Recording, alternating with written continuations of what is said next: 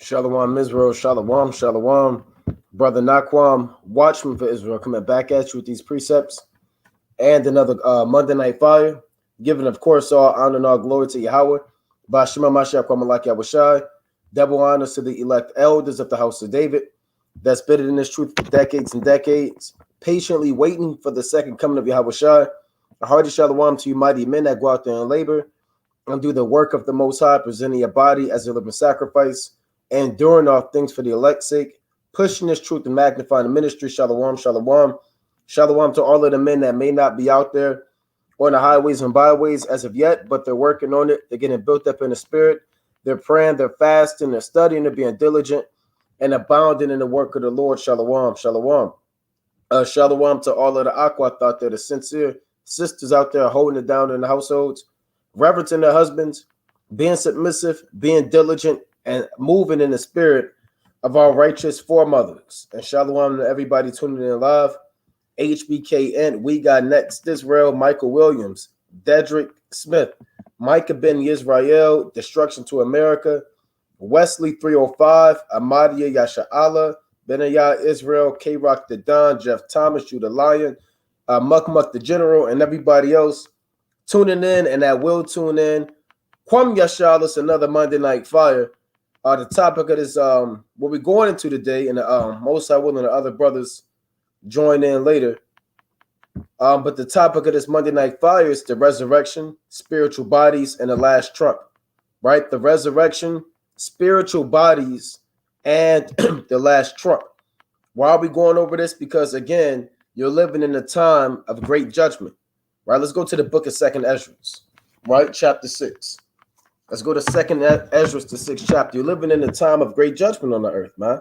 And as we approach the final seconds of this man's kingdom, we have hope in this thing, man. We have hope that the Most High is not going to leave our body and it's hell. We have hope that the Most High is not going to leave us in a corruptible nature. And we have hope that the Most High is going to have glorious bodies prepared for us, man.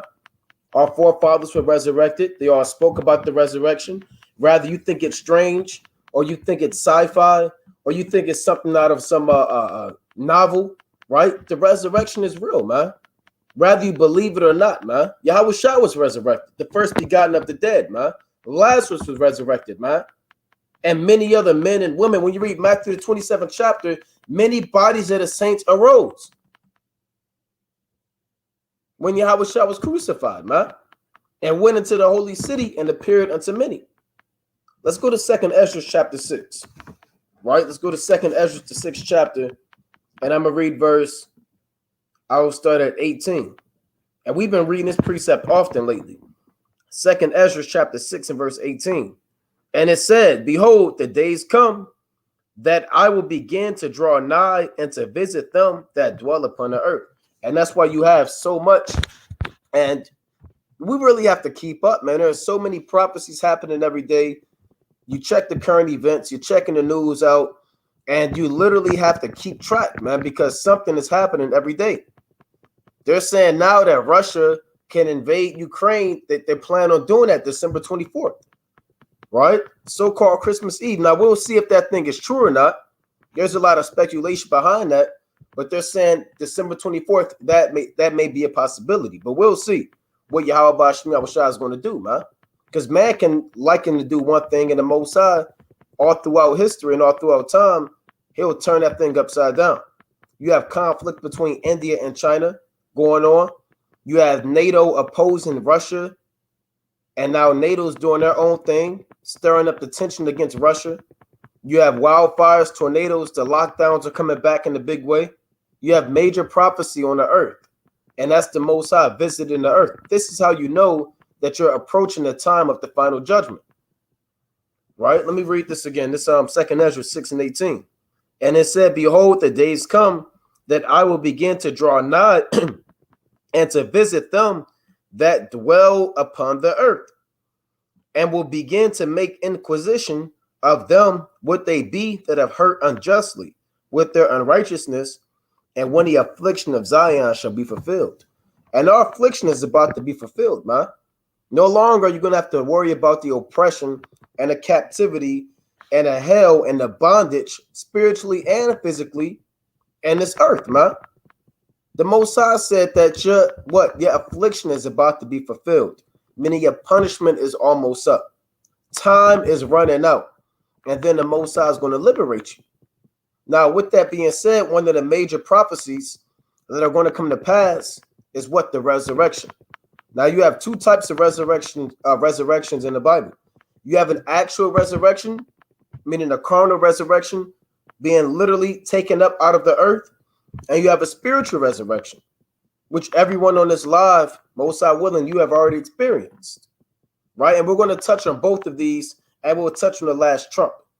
But right now, we'll touch on the spiritual resurrection. So we're going to go to the book of St. John, right? Let's go to St. John. I'm going to actually pull it up on the screen, right? I'm going to actually pull it up so everybody can see this thing, man, right? Let's go to second, Slakia. Let's go to St. John, right? Let's go to St. John, the 11th chapter. All right, let's go to St. John chapter 11 and verse 25. So this is St. John chapter 11 and 25. It reads, Yahushua said unto her, right, let me make sure this is showing. Okay, Khan. It reads, Yahushua said unto her, I'll start at, boy, this whole chapter is good, man. This whole chapter, we're not going to read this whole chapter, but I'll start at 24. This St. John 11 and 24. Martha saith unto him, I know that he shall rise again in the resurrection at the last day. Now, this is an actual resurrection, and this is a well-known understanding that our ancient forefathers and foremothers had. All of our forefathers and foremothers spoke about the resurrection. That's why we're very keen on doing burials, because we understand that a proper burial has to be done. And that's part of going into the resurrection. Not that the Most High can't take your body out of the earth and form the elements together, but that burial played a major role on the mind frame of our people, knowing that we had a hope of being raised again in the last day. And that's what this word resurrection means, right? Resurrection means to rise again. That's what it literally means. Now, Martha, who is the sister of Mary and Lazarus, she said, I know that he's going to raise again at the last day. The last day is the day when Yahushua returns. When Hamashiach Yahushua returns with the plethora and thousands of angels. She knew the prophecy. You know, a lot of Eve, and this is an Eve. See, Eve really, you know, in this world, Eve doesn't know the prophecies. Eve, they're getting drunk. They're getting high, right? They're listening to the damn Cardi B's and the Megan Stallions. They're aborting their babies at a phenomenal rate. Their skulls have been corrupted by weave and perms, and they can't think straight. But this sister, she knew what was going on.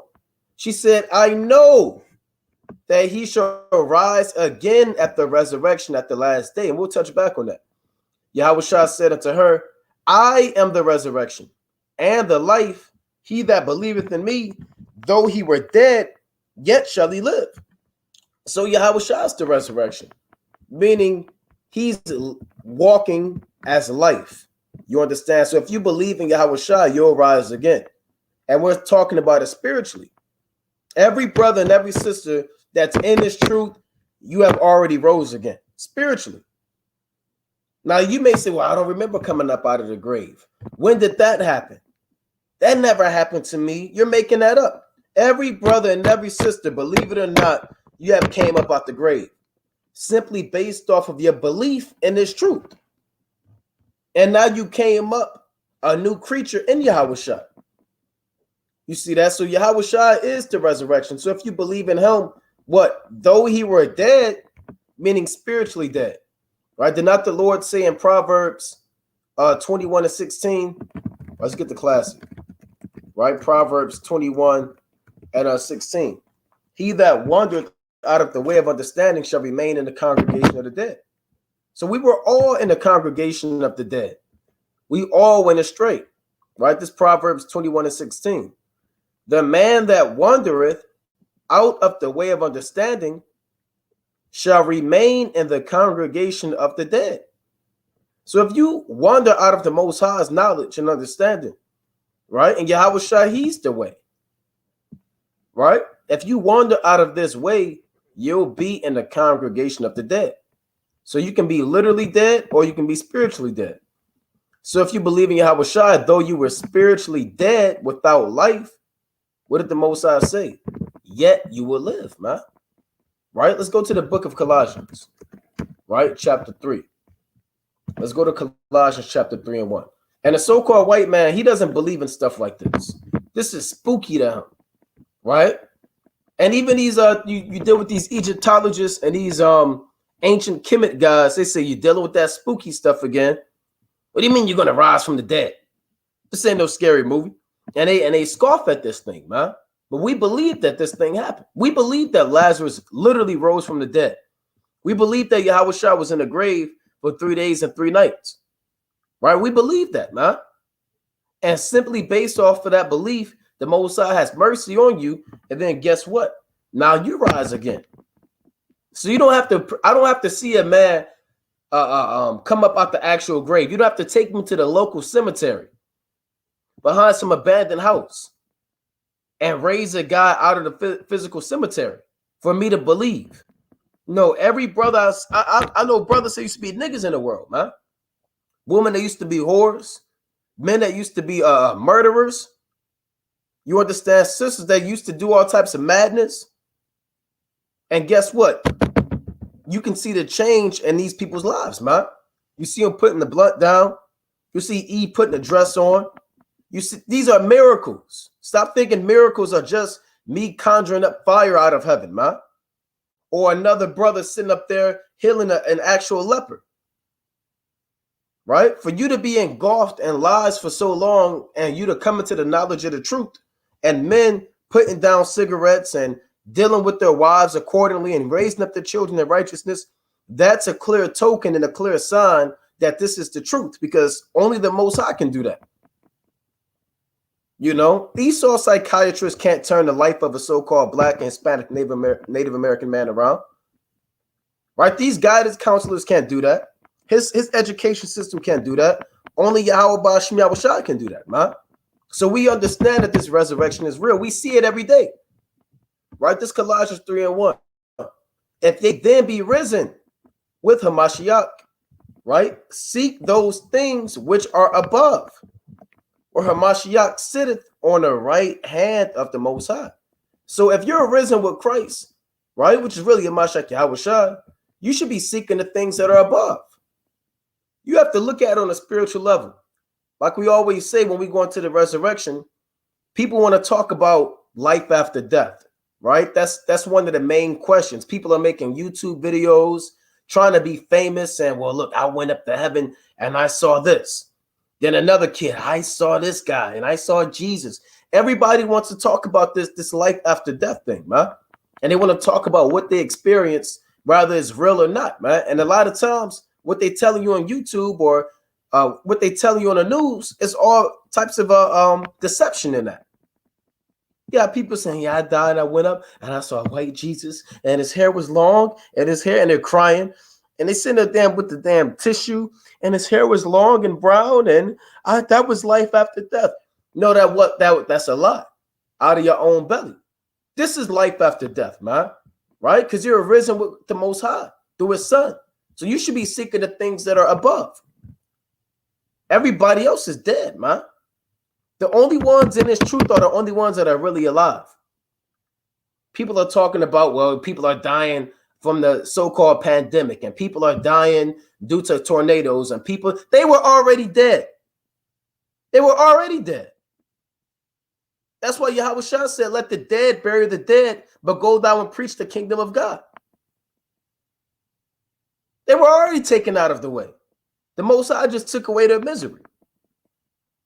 You know? So you should be seeking the things that are above, which is wisdom. That comes from above. The Most High said, wisdom reigneth down, skill and understanding. So wisdom comes from above. You should be seeking that. You understand? Knowledge and understanding comes from the Most High. You should be seeking these things. If you're in this truth and you're still seeking the earthly dead elements, guess what? You're going to be put to death. If you're still looking to make it in America, here you have all hell about to break loose and World War III that can kick off any second.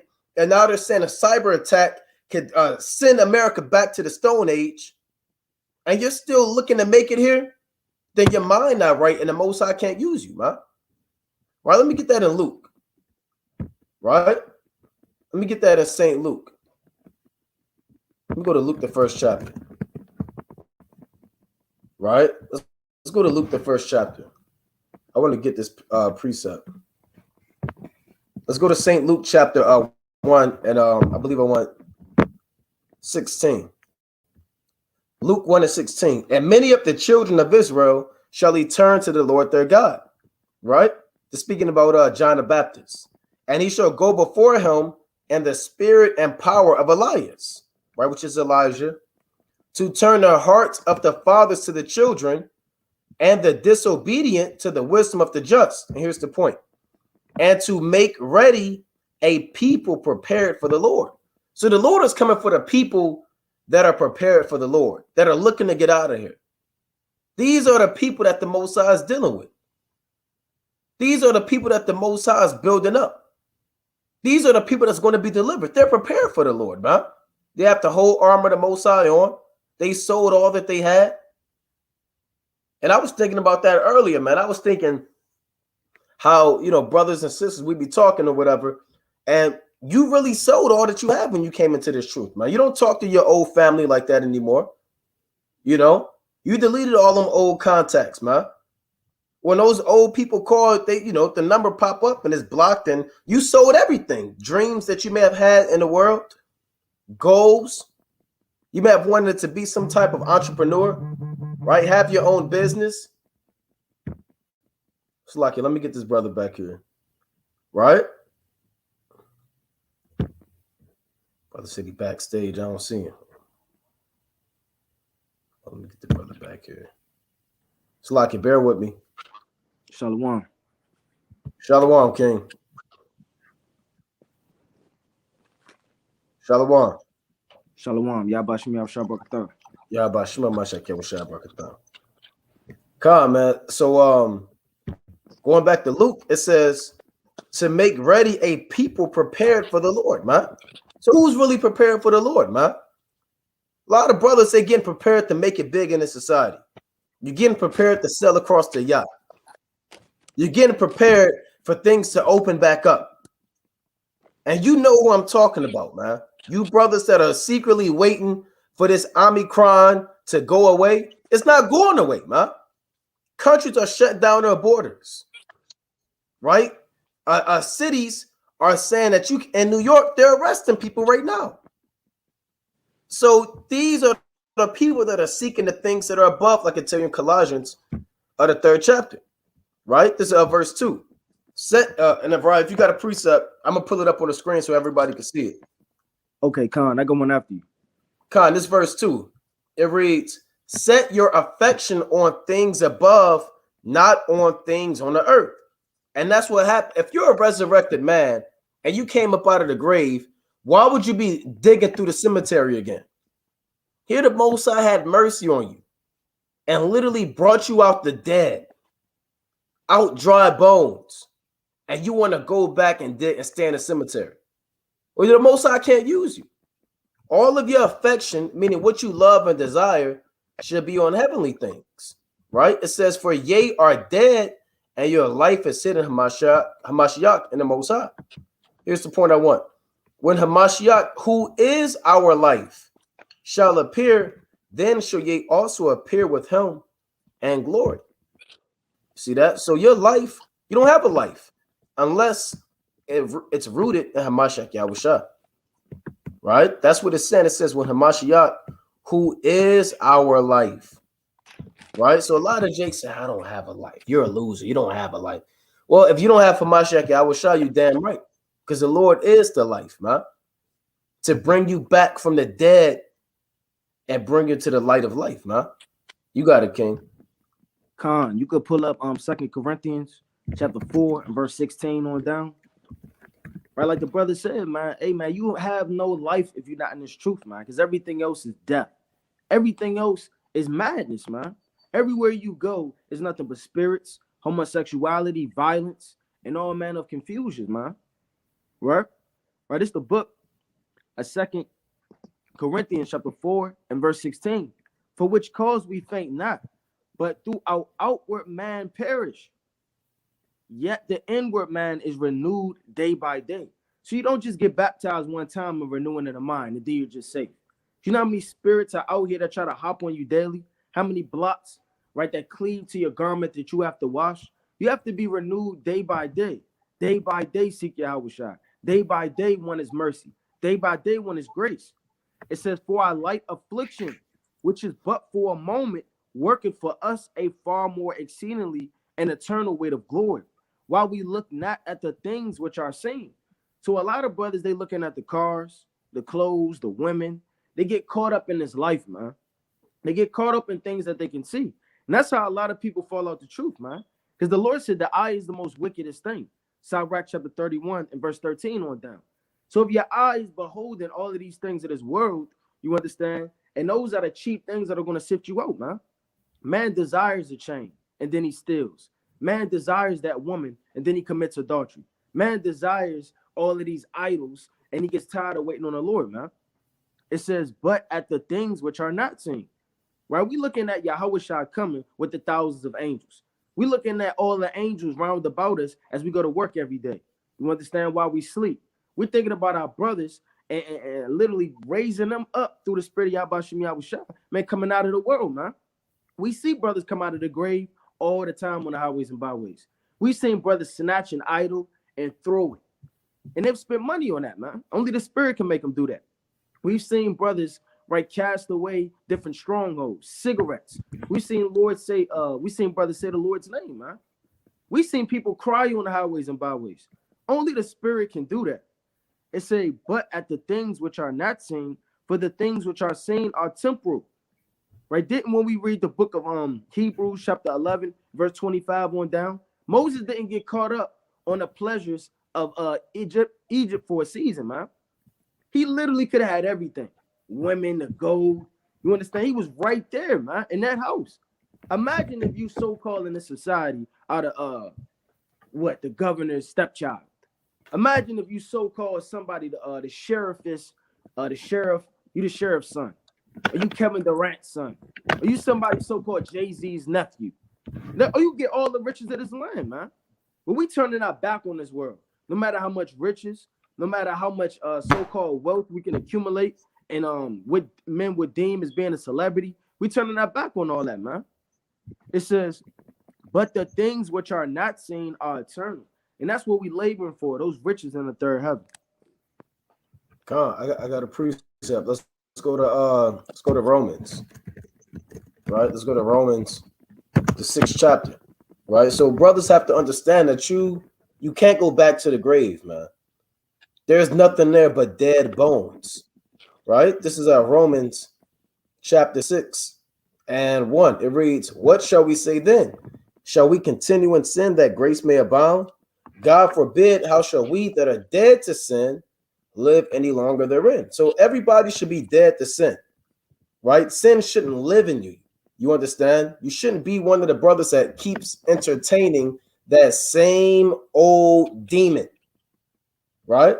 This is what Christians don't understand. They think that you can believe, well, they believe in a white Jesus, a false God, but they believe that you can have mercy from the Most High to come into some type of understanding, and you can still go off. You can still eat pork, right? They don't understand that you should be dead to sin. What is sin? The transgression of the law. These Christians, they break the Sabbath day. They commit adultery. You understand? They do all types of evil, man. But they're the main ones asking you, are you born again? Right? They don't truly understand what it means to be born again. As if you were dead and resurrected, you have to start off as being born. Right? So you should be dead to sin. It reads, know ye not that so many of us, as were baptized into Yahushua Mashiach, were baptized into his death. Meaning, if you came into this truth, you experience the same thing that Yahushua experienced, but even on a spiritual level. That's what it's saying. Right? Baptized doesn't always mean immersed underwater. right? This word baptized also means consecrated, right? Because if this meant literally underwater, then how would this apply to a resurrection, right? It says, therefore, we are buried with him by baptism into death. So your old man should be buried, right? Whoever that old man was, Day, Man, right? For Eve, you was Keisha, Kiki, Tammy, Latoya, damn, uh, Sharika, you know, Right. Monique, Neek, Riri. Damn Riri. Riri. Yeah, Jake, you was T. You went by T. Hey, that man should be gone, man. You should be in this truth, and your name is still Kiki or Rel. That man should be buried, man. It reads that, like as Hamashiach was raised up from the dead by the glory of the Father, even so we also should walk in newness of life. And that's what this thing is about. Yahweh Shah was raised up from the dead, literally. So if you believe in Yahweh Shah, you're raised up from the dead. That's what this thing is about. That's why Yahweh Shah's crucifixion is so important. He didn't just die so you can just come into the truth and have dreams about chariots. No, the only reason that you're alive in this truth is because the Lord died. His death brought forth life. You understand? The Lord said, except a seed fall to the ground, it bringeth forth much fruit, paraphrasing, in John the 12th chapter. So it says, like as Hamashiach was raised up from the dead by the glory of the Father, even so we should walk in newness of life. For we have been planted together in the likeness of his death. Meaning what? How did Yahweh Shah die? He was crucified. Your old man should be crucified. Then they got to take him and bury that old man. Yahweh Shah was in the grave 3 days and 3 nights. He rose again. That's how you should be. We should be also in the likeness of his resurrection. So guess what? You should be raised again as a spiritual man. You are planted in the ground like a seed as an old man, and you come up budding forth as a new man. You got it, King. Oh, it's one more in that. Slucky. One more, King. Slucky. Verse 6. Knowing this, that our old man is crucified with him, that the body of sin might be destroyed, that henceforth we should not serve sin. So everybody's body of sin should be destroyed, man. And you have to ask yourself, are you still going back to that old man? Do you still listen to the damn same worldly music that you used to do damn drive-bys to and smoke weed to and hotbox your car? We know you, Jake. Are you still talking to the same on them same nasty sites that you used to be on? That body should be destroyed, man. And crucified. You got it, King. Khan, you could go to Jude, verse number 12. Right, the book of Jude, right, 1 and 12. Right, that old man is gone, man. You got to grow up in this thing, man. Can't be stagnant in the same place in the truth. You came into the truth 8 months ago. You running in place. You're not moving. You're not growing. You're not learning. You're not even fasting, man. A lot of those men and women that stay at the same pace in this truth, they don't really want it, and they're going to fall out. Right? This is the book of Jude, chapter 1 and verse 12.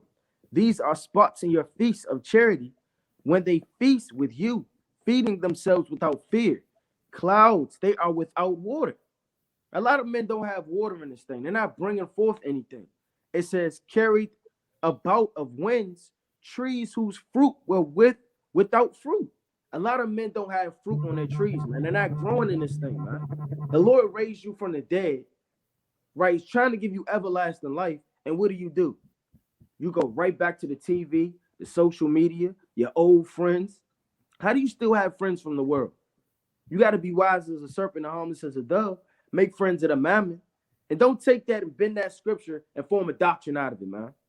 That means stay in touch with an old so-called work associate that could write you a recommendation letter, man. That's not talking about your cousin, man. right? Lord J. And every time you get around Lord J, you switch up your personality. You got to watch those people that put spirits on you, and you don't even know they're putting spirits on you. Now you're talking different, you're moving different, you're uncomfortable, you're tucking in your fringes, you acting different. Oh, I don't want to talk about it. I don't want to ruffle anybody's feathers. Don't let any of these spirits transform and drag you back to the old man. Stop looking at everything so carnal, like it's going to physically jump out of you. That's why the Lord said that there are seducing spirits. It says, trees without fruit were without fear, twice dead. Why did the Lord say twice dead? Because the Lord raised you up, planted you, you grew, and then what? He rooted you out again, man. And a lot of men in this truth, they're going to be twice dead. You was dead in the world, man. You had no understanding. You didn't know the Lord. You never fasted a day of your life. You didn't even know his name. The only thing you knew about the Bible is John 3:16, right? And grandma with that big hat, Uncle Earl with those crocodile skin shoes, right? And the same damn church beat. That's the only thing you knew about what you thought was the truth, man. Once the Lord gave you mercy, guided you into this thing, and you stumbled into the truth. Everybody stumbled into the truth. Yeah, you might have been looking, but you never knew what you were actually looking for, man. You wanted to find the Lord, but you didn't know where he was. And the Lord gave you that light in the dark place. How do you repay him? You go right back in that dark, and guess what? The Lord said you're twice dead, plucked up by the roots, man. And those men that are twice dead, you can't keep playing with the Lord. Okay, well, plant me now, I'm ready. Or plant me now. Even on a physical level, you got certain coaches, hey, after you so-called, they put you in the game and they say what you about, right? Hey, they take you out, man. They'll bench you. And they'll kick you off the team. You sitting up there, you working, you doing what you got to do. It was a movie called so-called Coach Carter, right? It was the Ephraimite. He joined the team. He had the afro. And then he got kicked off, right? He went back in the streets. And then he was begging and begging to get back on the squad, man. Hey, the Lord can take you out this thing, man. He'd be begging and begging, and he withdraw himself from you, and he'll never return. So you got to ask yourself, in this truth, are you holding yourself diligent? You got it. Come. So you brothers, man, once you've risen in this thing, it's no going back. What are you going back to? Right? Ain't nothing here, man, but the lust of the flesh and the cares of this world. So you have a spiritual resurrection. Let me get another precept on this resurrection. Let's go to the book. I just had it in my mind. Let's go to John chapter 5. Right? Let's go to John the 5th chapter. John chapter 5. And again, these are miracles, man. Every brother and sister on this live watching, you have experienced a miracle. And you have rose up.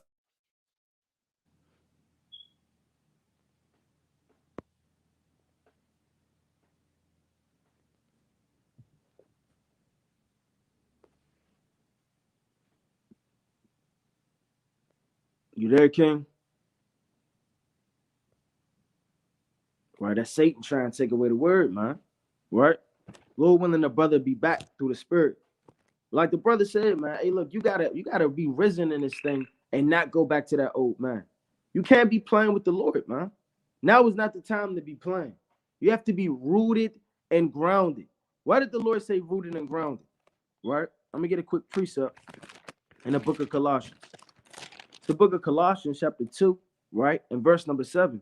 Rooted and built up in him and established in faith. So when you rooted in this thing, you're not easily taken out. It could be a damn hailstorm, a rainstorm. Oh, a hell can break loose. But if you're actually rooted in this truth, you're not easily taken out. And a lot of men are easily taken out because they were never actually rooted to begin with, man. The Lord raised them up. They looked around, right? They got a couple parables, a couple breakdowns. They understood what prophecy was. And then it didn't interest them anymore. You know what interests them? The old man. The things that made his flesh feel good and not the things that made his spirit feel good. You got to ask yourself, what do I care more about, man? The spirit or the flesh? Because it's a fight every day in this thing, man. To stay alive for immortality and to stay in the spirit. It says, as ye have been taught, abounding therein with thanksgiving. So being rooted in this truth is very important. If you're not rooted in this thing, you're bound to fall out. You're bound to get sifted out this thing, man. right? Go to the book of Luke,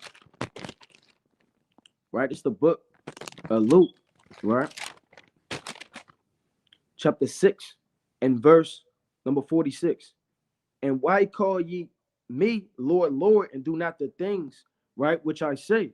Whosoever cometh to me and heareth my sayings and do them, I will shew you to whom he is likened. He is like a man which built an house and dig deep and laid the foundation on a rock. A lot of you men and women, you don't lay the foundation on a rock. You lay the foundation on earthly things, things that don't matter, things of the flesh, things that would makes you feel good. You're not laying it on the Lord, man. To actually be in this thing, you got to give up your life. You got to actually give up your life and be the elect in the last days, man. It may not be time for your children the way it used to be. May not be time for your wife. You may not have anything to do in the world but come home the 3 seconds, right, to read, take a shower, eat, and go to bed. A lot of men say it can't be more. It got to be more than this. I can't do this. I need some me time. When did the Lord say get you some me time? And the Lord said, the fraud not thyself a good day. What is that good day? Enjoying it at the feast day. What is that good day? Reading with your wife. What is that good day? Enjoying nature, meditating in the field, man. Right? Reading. A good day is not going back to the old man to fulfill the lust. When you read the scriptures, you have to read it in spirit and in truth, man. And the Lord said, whosoever cometh to me and heareth my sayings and doeth them, I will shew you whom he is like. He is like a man which built an house and dig deep and laid the foundation on a rock. And when the floods arose, the streams beat vehemently upon it. That house that could not shake it, for it was founded upon a rock. But he that heareth and doeth not is like a man that without a foundation build an house upon the earth, against which the stream did beat vehemently, and immediately it fell. It says immediately it fell. Immediately you're gonna fall in this thing if you're not rooted and grounded and building upon your house shop. Because evidently, whatever your heart desire is, the Lord is going to give it unto you, man. A lot of men's heart isn't in this truth. Yeah, you read, yeah, you pray, yeah, you fast, but you really don't want to. Your heart not in it, man. Your heart not really in this thing. You like it, right? Used to love it. Used to be on fire. You was a flame. Then that flame, right, turned into the light being flickered on. Now it's being wavered, right? Now it's that spark. You at that spark stage where you got the fire, but it's not even lit, man.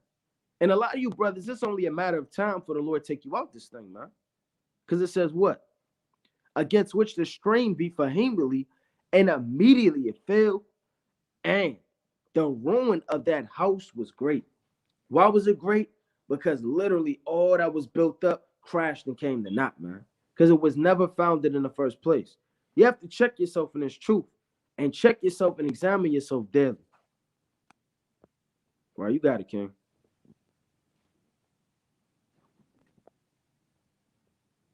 Yeah, you on mute. Right, I was saying Satan cometh immediately, man. I want to get this in Luke, the 15th chapter. Right, I want to get this in St. Luke chapter 15. Yeah, and like the brother said, man, the Most High sees you, man. Right, like I said, you can hide from man. You can hide from man. So, like, let me get this adjusted, man. You can hide from man all day long.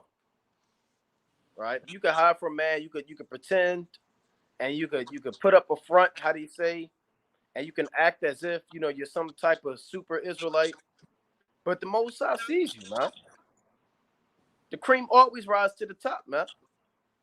The Most High sees what you're doing in the darkness. Right now, I wanted to get this in Luke chapter 15. Right, let's go to St. Luke chapter 15 and verse 30, verse 32. Right, St. Luke chapter 15 and 32. It reads, "It was meat." Now, this in this parable, this is the Most High really speaking to the circumcision. Right, when you have to understand, and it says, "It was meet that we should be married and be glad, for this thy brother was dead and is alive again, and was lost and is found." Right, nowhere in this account do you hear about this guy dying. But the Most High knew that this man was dead, man. Read Luke chapter 15, man. Read this parable. This man experienced a famine. Jake, you go through a famine spiritually. He cleaved to the other nations. You cleave to the other nations. You wasted your inheritance. This man did the same thing. He spent his money dealing on harlots, which are philosophies and doctrines. Then he repented, and the Most High had mercy on him. He said he was dead and is alive again. And hey, look, man, I don't look. It's not like being alive, then going back and being dead. And the thing about this truth is, once the Most High take you out to let out this truth, you don't even know that you're dead. Mm-hmm. These people that fell out the truth, they don't know they're out the truth, and we can fall out the truth any second, right? People that fall out, they don't know they fell out. They just say, you check up on them. Yeah, I'm just still doing my thing. You know, I'm still out here grinding. Hey, we know brothers, they still might say Shalom. They might still say Khan, right? You hit them up. Oh man, you know how it is. I'm just get in the house, just taking care of the family, just grinding, making it happen. And those brothers fell out, man. You know, they stopped wearing their fringes. You used to wear your fringes every day, even if you kind of just went to the store, kind of went around the corner. Now you kind of say, I really don't need them like that. It's not that bad. I'm not going to camp. Right? Then you stop putting your fringes on. And then you used to kind of hurp and get ready for the Sabbath. And now you kind of don't care. You're not really pressed for time anymore. You're just letting time take a hold of you. Right now it's 10 minutes past sundown. You're like, it is what it is. And then you slowly, the Lord said, he that can timid small things shall fall by little and little, man. So if you start negating the small things, they're going to turn to big things. You're going to most likely have a big grave for you and throw you back in that grave. And you're going to change your Hebrew name from I don't know, Mayaka Allah, right? You're going to change that. You're going to go back to Big T on the block. I knew a brother, he turned back to a Crip. You know? He said, I'm still in this thing, and he got a damn tattoo. And said that he's a Crip. You know? So, you got to be on fire in this thing and be careful, man, because you're alive again. You got a second chance. Everybody don't get a second chance. Right, let me get this quick precept, Salakia King, in Matthew 13. Everybody don't get a second chance, man. You know how much mercy the Most High has on you for you to be born again? All right, let's go to real quick, St. Matthew 13 and 15. For this people's heart is waxed gross, and their ears are dull of hearing, and their eyes they have closed, lest at any time they should see with their eyes and hear with their ears and should understand with their heart, and should be converted, and I should heal them. So the Lord had to block their understanding so we don't have to heal them. That's what he's saying. Because if the Most High didn't block them, they would get the truth. The Most High don't want everybody to get the truth. Right? Verse 16. But blessed are your eyes, for they see, and your ears, for they hear. For verily I say unto you, that many prophets and righteous men have desired to see those things which they see and have not seen them, and to hear those things which they hear and have not heard them, man. You know how many people want to know what the truth is? People are taking crash courses, spending thousands of dollars, traveling around the world, taking lectures from ancient monks and Catholic priests, and spending all of their time trying to find the truth. You got all these websites, truth.com. What is the truth? You're in the truth right now. And guess what? You're acting as if the Most High didn't raise you from the dead. And you want to go back in the graveyard, man. And you want to go back into the world. Here you are living again and seeing things that man longs to see for. Right? You have people that go to seminary school. They want to be the top theologian because these are just in the hopes of finding the truth. Right? These guys, like I said, they want to travel around the world and spend excess amounts of money for certificates and degrees. They're online all night and all day. They're watching videos and just trying to find the answers. And here you are with the answers right now, and you're taking this thing for granted. And you're taking this thing for naught, as if you deserve this thing. Right? Now, that's the spiritual resurrection. The spiritual resurrection, again, is when the Most High takes you out of the grave and out of darkness, and then builds you up and causes you to rise again into the knowledge of Yahweh by Yahweh Shah. Right? That's the spiritual resurrection. Now, Salaki.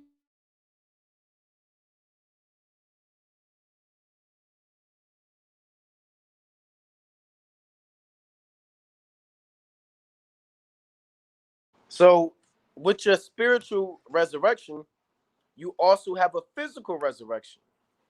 Right now, your physical resurrection is literally when the Most High returns.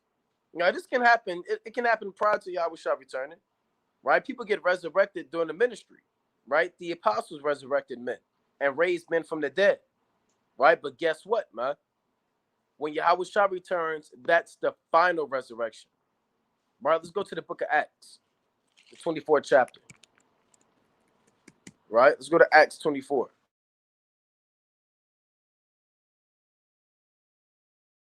Let's go to the book of Acts, the 24th chapter. Let's deal with it, man. And this is what it's all about, man. And this is what these Christians, they say, I don't want to go to hell. I don't want to, because they know about the resurrection. A lot of people know when Yahweh Shah returns that people are going to come up out the grave. Now, they're not going to teach you that in the so-called white man school system. Right? I've never even heard of the resurrection prior to coming into the truth. You know? So you don't learn that from this system. This world gives you the carnal things. And this world, they want you to think logically instead of spiritually. And they want you to have like an analytical mind instead of a spiritual mind. So you're not going to learn about the things of the end of the world. Neither are you going to learn about prophecy or righteous judgment. But you're going to learn about things to fuel the so-called white man system, man. Right? So it's important to understand these breakdowns so you can know what the Most High has in store for you. And know the wonderful works of Yahweh, Bashim Yahushua, in the land of the living that he promised towards his servants, to Abraham, Isaac, and Jacob's seed. Right? Let's go to Acts, the 24th chapter. Right? Salakia. Let's go to Acts chapter 24, and I want to go to verse 15. Right? Let's go to Acts chapter 24 and 15. Like the brother said, the Bible college, they're not going to teach you that, man. Right? The Bible and the brother Banya was up. House of Manasseh made another point, man. Right? The brother said we have to keep Psalms 51, really 13. He said 13 through like 17, but that whole chapter is good. And pray that the Lord don't take the Holy Spirit away from you, man. Because the Most High can do that. You can wake up tomorrow and be back in the world.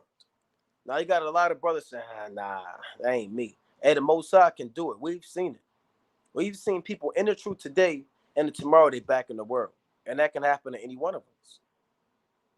That's part of that spiritual resurrection. And the Most High can take the spirit from you.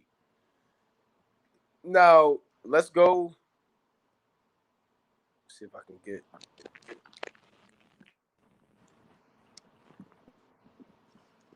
All right, there you go. All right, Shalom. Shalom. You sound. I can't hear you. Con, you hear me? God, yeah. It's a little choppy, but I can hear you. Con. This is a quick precept. This Acts 24 and 15. And have hope towards God, which they themselves also allow, that there shall be a resurrection, Slakia, of the dead, both of the just and unjust. Now, when Yahweh Shah returns, you're going to have a resurrection of the dead, both of the just and the unjust. So don't think when Yahweh Shah returns, everybody that comes out the grave, they're going to make it. This is not the movie Left Behind or the books about the rapture. You have all these best-selling novels from creepy Edomites, Christian Edomites, about the rapture. When the Lord returns, he's going to rapture up everybody. When the Lord returns, when that sky cracks open and he comes with Michael the archangel and the rest of the angels, and that last trumpet blow and that earthquake, bodies are going to come out the grave. Literal bodies are going to come out of the grave. Now, we don't know how it's going to happen. Are they going to reach out? Or is the Most High going to take them out? We don't know. But the Most High is going to take those elements and form that body back together. Right? Form that. Now, this sounds like a scary movie to some. Sounds like Frankenstein, or sounds like, yeah, people scratching their head. I don't believe that. I don't believe that. What do you mean bodies are going to come up out the grave? I mean, that's not real, right? Well, this is real. And if you're the elect, you're going to see this thing. People coming out the grave, the righteous and the wicked. Now, the righteous, they're going to get beamed up. And the wicked are going to be destroyed. And when these men are beamed up, they may not really know in totality what's going on. Especially the wicked, they're gonna get beamed up, taken up out the grave and kind of looking around, right? Kind of looking around and seeing, well, where am I? What happened? All of Alexander the Greeks, the Antiochus Epiphanes, Pharaoh from the time of Exodus, Nebuchadnezzar II, right? And I'm thinking about all of the men. Cain, all those men are going to get raised up. And whatever generation the Most High deals with. That's why you have the resurrection of the just and the unjust. And we're going to talk about the resurrection of the unjust first, which are the wicked. Right? Let's go to Revelation, the 20th chapter. Right? Let's go to Revelation, the 20th chapter. Let's go to Revelation chapter 20 and verse 11. Let's deal with it. Right? Revelation chapter 20 and 11. It reads, "And I saw a great white throne, and him that sat on it, from whose face the earth and the heaven fled away, and there was found no place for them." Meaning the Most High is going to take these other kingdoms out. And you're not going to have the League of Nations, or you're not going to have the United Nations when Yahweh Shah returns. You're not going to have these different summits and these different diplomacies, and these alliances. There's not going to be a place found for these world leaders anymore. Yahweh Shah is not going to share his kingdom with any damn body. That's his kingdom. It says all things were made by him and for him. And he is the head of all things, and by him all things consist. So Yahweh Shah is not going to walk up to the United Nations and fill out an application and say, I want to represent the nation of Israel and my father. Can I get a seat at the United Nations? And then they kind of tell them, put your mask on. And the Lord got to put his mask on. And they say, look, just stand 6 feet apart. And they'll say, we'll deal with you. And so you got to start from scratch. And you got to start all the way from the beginning and then work his way back up. And they give him that nasty clipboard with the pen, with the chain connected to it. And he got to fill out his social security. And then he got to get his birthday. And then he got to fill out his application for the nation of Israel. He's not doing that, man. He's not sharing this kingdom with anybody. Let me get that in Daniel, the 2nd chapter. I'm going to go back to this. Right? Let's go to Daniel, the 2nd chapter. Right? Let's go to Daniel chapter 2. Right? I just want to get that real quick, man. So when the Lord returns, this kingdom, these other nations, they're taken out the way. Right? This is Daniel, it's like your chapter 2 at 44. Right? It reads, and in the days of these kings shall the God of heaven set up a kingdom which shall never be destroyed, and the kingdom shall not be left to other people. See, the so-called white man and his great ignorance and folly, he'll share his kingdom with even other countries around the world. He'll rely on imports and trade, and these other nations have a say-so on what America can do. So he has decided to even accept all nations to dwell there. So he has given his kingdom to other people, right? The Lord said they should mingle themselves with the seed of men. So his kingdom is divided. But the Most High, his kingdom's not going to be left to other people. Like I said, the Most High is not going to have a seat in the United Nations. He's not going to be running for 2024. That's madness. It reads, shall not be left to other people, but it shall break in pieces and consume all these kingdoms, and it shall stand forever. So that's plain. That's what Revelation, the 20th chapter, is going into when it says what? And it was no place found for them, right? Meaning, if you're looking for the other nations to be in a position of power when Yahweh Shah returns, you have been misinformed. You have been misguided, right? You've been outright lied to, because there's only one King of Kings and one only Lord of Lords, and only one future government of Yahweh Yahweh Shah. Let's read it again. Revelation chapter 20 and verse 11, right? It reads, and I saw a great white throne, and him that sat on it, from whose face the earth and the heaven fled away, and there was no place found for them.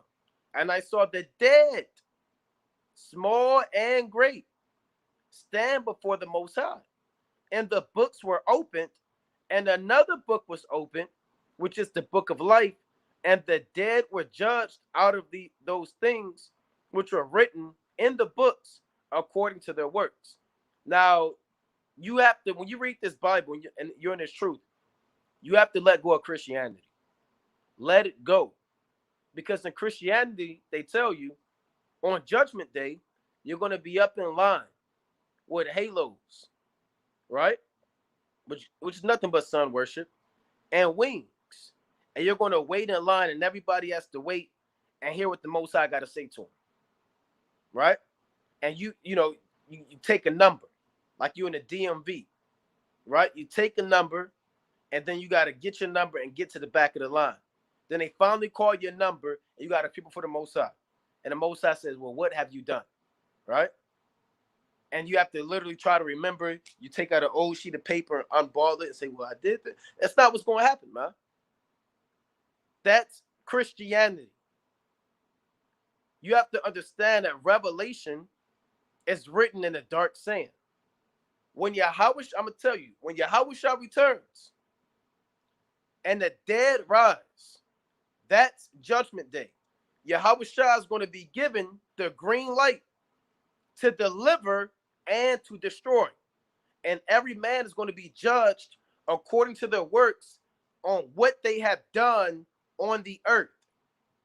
Let's get that in Ecclesiastes 3 and 17. So everybody is not just going to leave the earth like white man Christianity and take a number and wait in line. Let's go to I just called Ecclesiastes, the 3rd chapter. Right? Let's get more proof on that. Right? Ecclesiastes, the 3rd chapter. Right? Let's go to Ecclesiastes chapter 3, and I'll read verse 16. Right? This Ecclesiastes chapter 3 and verse 16. And moreover, I saw under the sun the place of judgment, that wickedness was there, and the place of righteousness, that iniquity was there. So Solomon said, I saw under the sun the place of judgment, because any judgment that's played out is going to be lived out on the earth. So there's no judgment that you live out from the Most High in the third heaven, or there's no judgment that you live out in the actual place called hell. This is the place of judgment. This is the place where people get hit by cars, where 2-year-olds get hit by strange bullets, where men are born with no arm, right? When people get plucked out the land of the living and struck by lightning and swallowed up by volcanoes and eaten by sharks and get shot in drive-bys. All of that is judgment, because under the sun, this is where you live out your judgment. This is where man is born again and he experiences the wrath or the blessing of Yahweh Yahushua based off what he has done and his life on the earth prior to this. So again, there's no place of judgment under the earth. There is no hell. I hate to break it to you Christians who still believe in this actual place called hell. When did the Most High make hell? You have 6 days of the creation, and you tell me what day a fiery inferno of an abyss was made. Tell me what day it was made and who runs it and what's burning. And you don't live out your judgment in the third heaven, because the Most High gave the earth to man. Right? So that cuts this Christianity when they say your judgment, you experience heaven. When you die, you go to heaven. Right? Your judgment is in heaven, and you're up there with your favorite athlete. Well, Wilt Chamberlain, Tupac playing spades with Biggie and Whitney Houston, man. This Christianity has a stronghold on the people. You know? You got people doing talent shows saying, Michael Jackson, he's proud of you right now. He's looking down from heaven and he's smiling on you. He's not smiling on you, man. Michael Jackson is not in the third heaven watching your son talent show smiling at him, man. Whitney Houston's up there. She would be proud of you. I know my grandma's smiling on me right now. I finally got my CDL. Right? That's not biblical. Right? Your grandma's not smiling on you because you got your CDL, brother. Right? This is the place of judgment under the sun. Let's read it. Let's go back to Revelation, the 20th chapter. Right? Let's go back to Revelation chapter 20. Right? So we have to make it plain upon tables. Right? We have to make it plain. We have to make it plain upon tables.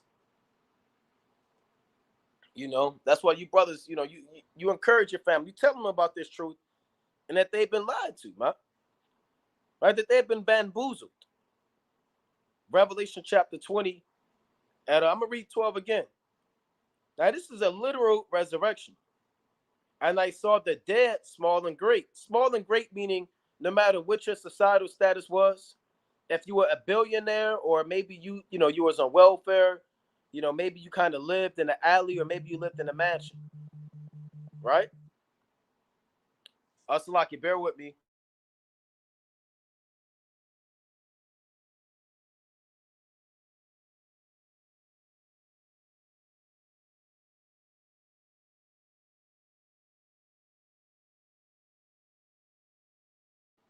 Right?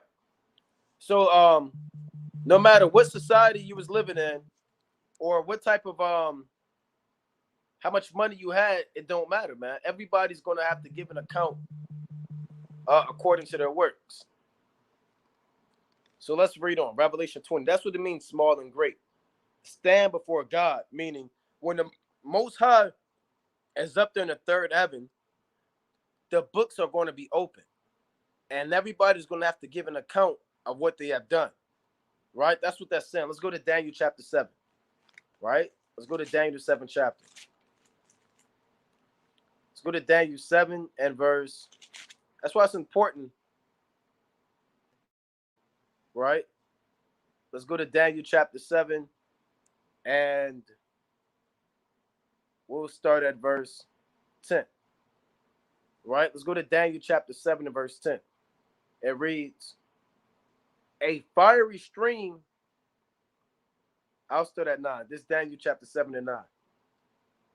I beheld till the thrones were cast down, and the Ancient of Days did sit, whose garment was white as snow, and the hair of his head like the pure wool.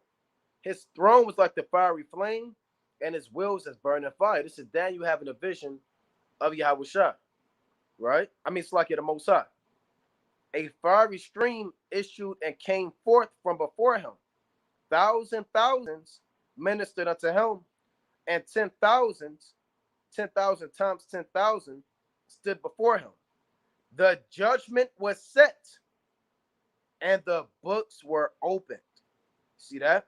So the 10,000 times 10,000 and the wheels are all of the angels, right? And all of the chariots that are up there with the Most High. Now the Lord said the judgment was set and the books were open.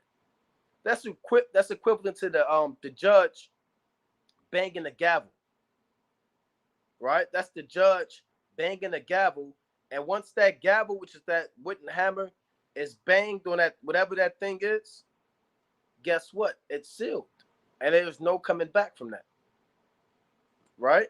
It reads, I beheld then because of the voice of the great words which the horn spake. I beheld even to the beast was slain and his body destroyed and given to the burning flame. Right? So that's speaking about the so-called white man's America. So the point of, or modern day Rome. So the point of the matter is the Ancient of Days is going to be on his throne. The judgment is going to be set. Right? The judgment is going to be set, meaning what you have done on the earth, you're going to either be blessed for it and receive salvation, or you're going to be destroyed. Now, in this resurrection, people are still going to be alive, right? People are still going to be alive that have survived the days of Second Ezra 16, and that have survived post-apocalyptic America, and that have survived the race wars, right? You have men that are still going to be on the earth alive, and those men are going to see these saints rise. And everybody's going to be judged if you rose again or if you're already alive. You're going to have to give an account according to your works. Now, the angel is going to bring your works up before the Most High. Right? Let me get that in Revelation chapter 14 and 13. Remember, all of your works that you do is going to be brought before the Lord. This is Revelation chapter 14 and 13. It reads, and I heard a voice from heaven saying unto me, right, blessed are the dead which die in the Lord from henceforth. Yea, saith the Spirit, that they may rest from their labors, and their works do follow them. So even when you give up the ghost, your works always follow you. And then you're judged according to your works, and you're sent back down to the earth. That's how it works. Now, even when Yahweh Shah returns, every man's going to be judged according to his works. Your works are going to follow you. You have angels around you right now. Right? They're literally around you right now, scribing out every thought that you think, every step that you take, every word that you speak, and every deed that is done. And all of these are going to be brought up before the Most High. Right? So let's go back to Revelation 20. It reads, and the books were opened, and another book was opened, which is the book of life, and the dead were judged out of those things which are written in the books according to the works. You're going to be judged based off of the law, right, of the Most High. And the sea gave up, and the book of life has an account of all of the names of the elect written in it, right? Peter, John, James, King David, Abraham, Isaac, Jacob, Joshua, all these men, their names are written in that book of life. Now, the Most High can blot out your name out that book. On Judgment Day, if your name isn't in the book of life, then you're going to die. You're going to die. It's like a you go to a restaurant. If you're not on the reservation list, you're not getting in. Especially these busy spots, right? When you have to get a reservation a week in advance. Show up to that restaurant without a reservation and see what happens. You could talk to the owner. You could throw a fit. You could file a complaint on Yelp, but they're not going to let you in. If your name is not in the book of life, you're not getting in. All right? Now, let's go to the book. Let's deal with the book of life. Let's go to Exodus, the 32nd chapter. Right? Let's deal with the book of life. Let's go to Exodus chapter 32. And we don't know if our name is in the book of life or not. But we're trying to be as diligent to make our calling and election sure, because we want our name to be in the book of life. We want to make the team. Right? This Exodus chapter 32 and 32. It reads, now this is Moses speaking. I'll start at 31. This Exodus chapter 32 and 31. And Moses returned unto the Lord and said, oh, this people have made a great sin, and have made them gods of gold. Yet now, if thou wilt forgive their sin, and if not, blot me, I pray thee, out of thy book which thou hast written. So even Moses said, if you don't want to forgive their sins, you can blot me out of the book. So Moses knew something about the book of life. He knew that the name of the elect was recorded in there. And he said, look, Mosai, if you don't forgive the sins of Israel for setting up these golden calves, then just take my name out of the book of life. And it is what it is. So Moses' name is in the book, right? And that's forever. Noah's name is in the book. Enoch's name is in that book, right? You have righteous men whose names remain in that book unfazed and untouched, waiting to be resurrected. Let's go to the book of Psalms, right? Let's go to Psalms chapter 69, dealing with the book of life, right? Let's go to Psalms chapter 69. Right, this Psalms chapter 69, and I'll start at, let's see, bear with me. I'll go to Psalms. I'll go to another Psalm, right? Let's go to Psalm chapter 56 and verse 6. Right, this Psalm chapter 56 and verse 6. It reads, they gather themselves together. They hide themselves. They mark my steps when they wait for my soul. Shall they escape by iniquity? And thine anger cast down the people, O God. Listen to what David said. Thou tellest my wanderings. Put thou my tears into thy bottle. Are they not in thy book? Right? David said in Psalms 56 and 8, thou tellest my wanderings. Put thou my tears into thy bottle. Are they not in thy book? So every tear that you cry, every complaint, all of that is written in that book. That's like your jacket, your portfolio. Every time some of your blood hit the ground from the oppressor, every time you cried about the oppression that you're dealing with, the captivity, the hell, the Most High records that, man. Even David said, look, don't you know my tears are documented in your book? Every teardrop of the widow, of the fatherless, of the man that was locked up unjustly, of the woman who had her children snatched from her, and all of the tears dropped to the ground, that's being recorded. Just like the blood of Abel. The Lord said, the voice of thy brother's blood crieth unto me from the ground. Right? 2 Ezra chapter 15, it says the souls of the just complain continually. So all of the atrocities that you experience is being documented by the Most High. Don't ever think that your complaints are being unheard and your tears are just water hitting the ground to vanish away like a thought in the night, man. Don't ever think that the blood that's being spilt by you and your brothers and sisters is taken as a thing for naught. All of these things are documented and recorded by Yahweh Bashim Yahushua. Right? David said, even my tears are written in the book. You know? Let's go to Psalms chapter 139. Right? So the Most High records these things, man. Let's go to Psalms chapter 139 and verse, I'll start at 13. Psalm chapter 139 and 13.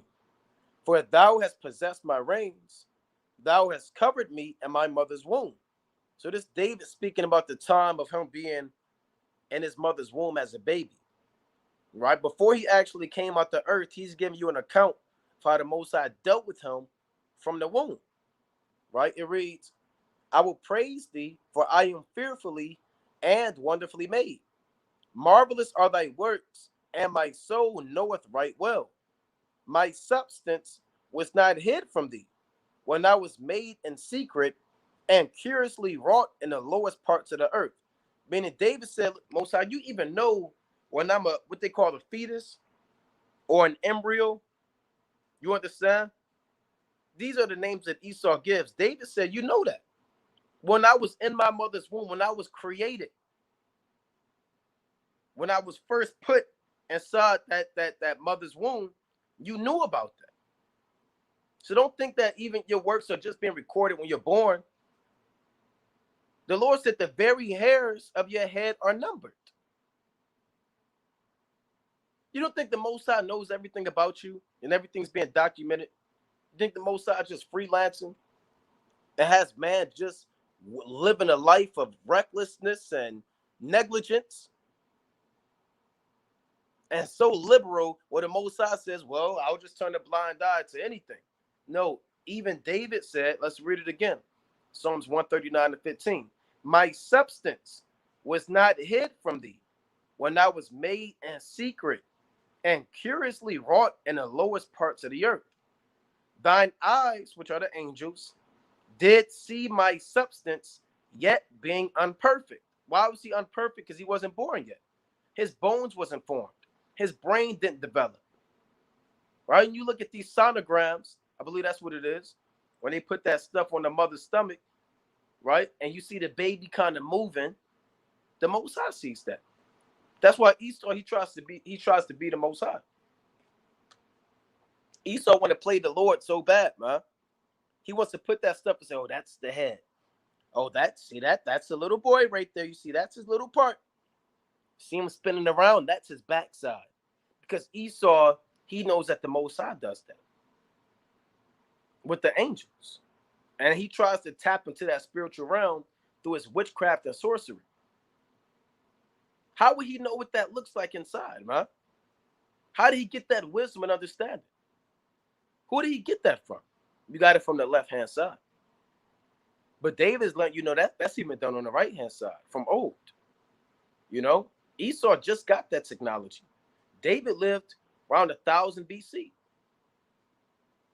You know, verse 16, Psalms 139-16. Thine eyes did see my substance, yet being unperfect. And in thy book, all my members were written, which in continuance were fashioned, when as yet there was none of them. David said, hey, all of my members are written in your book. How long your arm is, how wide your nose is going to be, how far apart your eyes are. The Most High created you and documented you as a blueprint, and everything that's with your name is recorded forever and ever. Before you're even formed in your mother's womb, the Lord has a design. Like any potter, the top potters do that, man. Any chief potter, they'll sculpt out a design. They'll draw it out with a stencil or some type of graphic pencil or whatever the case may be, and they'll sketch it out. And they'll even have dimensions. Certain sketchbooks you'll see, they'll say, okay, I want this part to be 5 centimeters. And you'll see the little line right there. It'll say figure 1, then it'll say 5 centimeters, right? Then you'll see the top part. It'll be a sketched out part. They say, I want this part to be 3 centimeters. And they'll sketch it out and they'll carve it out. And they'll say, okay, I want this pot to be named so-and-so. And they'll name the pot and they'll make the pot. That's what David is letting you know, that the Most High, he's the potter. And every vessel is created and designed with divine intelligence, according to the will and power of Yahweh Bashim Yahushua. Right? Let me get the brother back in. Salakia. Damn.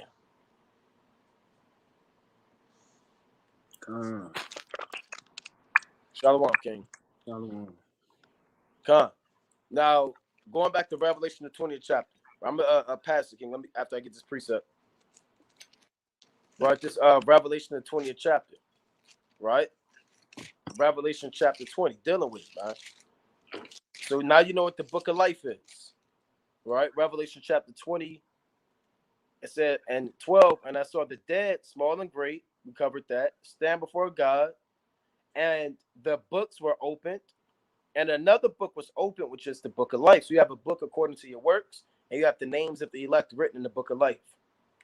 And the dead were judged out of those things which are written in the books according to their works. And the sea gave up the dead which were in it, and death and hell delivered up the dead which were in them, and they were judged every man according to their works. You see that? So the Most High said that the sea is going to give up the dead, and death and hell. Death meaning those, of course, who have died, and hell meaning the grave. Right? Like the Lord told Lazarus, come forth in St. John chapter 11. Right? It's the same way the Most High is going to tell all these men after graves to come forth. And if you're the elect, you're going to make it up out of that thing, right? Part of this generation. And if you're not the elect, you're going to be destroyed. You got it, King. Khan, I was backstage, Salakia, man. Satan messing with the technology, man. Damn. Right? Satan always trying to hinder the word, right? But to touch on what the brother was going into, right? You pull Ecclesiastes 11 and 5. Khan. This is the book of Ecclesiastes, chapter 11 and verse 5. Going into how the Lord, he forms everything, man. From the hairs on your beard to your head, right? Like the brother was going into, man. Everything is mapped out in the third heaven. This is the book of Ecclesiastes, chapter 11 and verse 5. As thou knowest not what is the way of the spirit. So nobody knows the way of the spirit. How the Lord is going to raise them up in the last day. Going to be an arm over there, leg over there. And you could be dust and ashes, man. Your so-called family can so-called cremate you, man. Now, how is the Lord going to form you from that dust and make a body and change it? How is all of that going to happen? It says, nor how the bones do grow in the womb. Now, your bones grow in the womb, man. Now, if your bone is hard, right, how does something hard like that in a bone grow? That's impossible. A bone is very hard. You could take a bone and you knock it, then break down a wall with it, man. But your bones grow every day. Since the time you were born to the time you were adult, every single day your bones are growing, hair coming out, your skin is changing. Every single day you're different. You have a different wrinkle. You're learning more. The Lord's taking back knowledge. He's giving knowledge. Everything is in motion and is changing for predestination. It says, nor how the bones do grow in the womb of her that is with child, right? Even so thou knowest not the works of God who maketh all. So the Lord's works, right? No man can lay hold on it. No man can say, yeah, I know what's going on. It is what it is. And in all of these books in the third heaven, the Lord has everything in order. And when you go to the book of Malachi, chapter 3 and verse 16, it says, then they that feared the Lord spake off one to another, and the Lord hearkened and heard it. And a book of remembrance was written before him for them that feared the Lord and that thought upon his name. So you have a book of remembrance, man. Hey, you was dead in the world, but guess what? You remembered. And all of those souls that remembered, feared the Lord, came back to him. It's a book of those men's and women's names, man. And that's deep when you think about it. The Lord has everything in motion. Even the angels, they write down in Jeremiah, the 17th chapter, with a pen of iron, and they bring it up to the Lord. Why does the Lord always talk about having your sins blotted out? Because everything is written.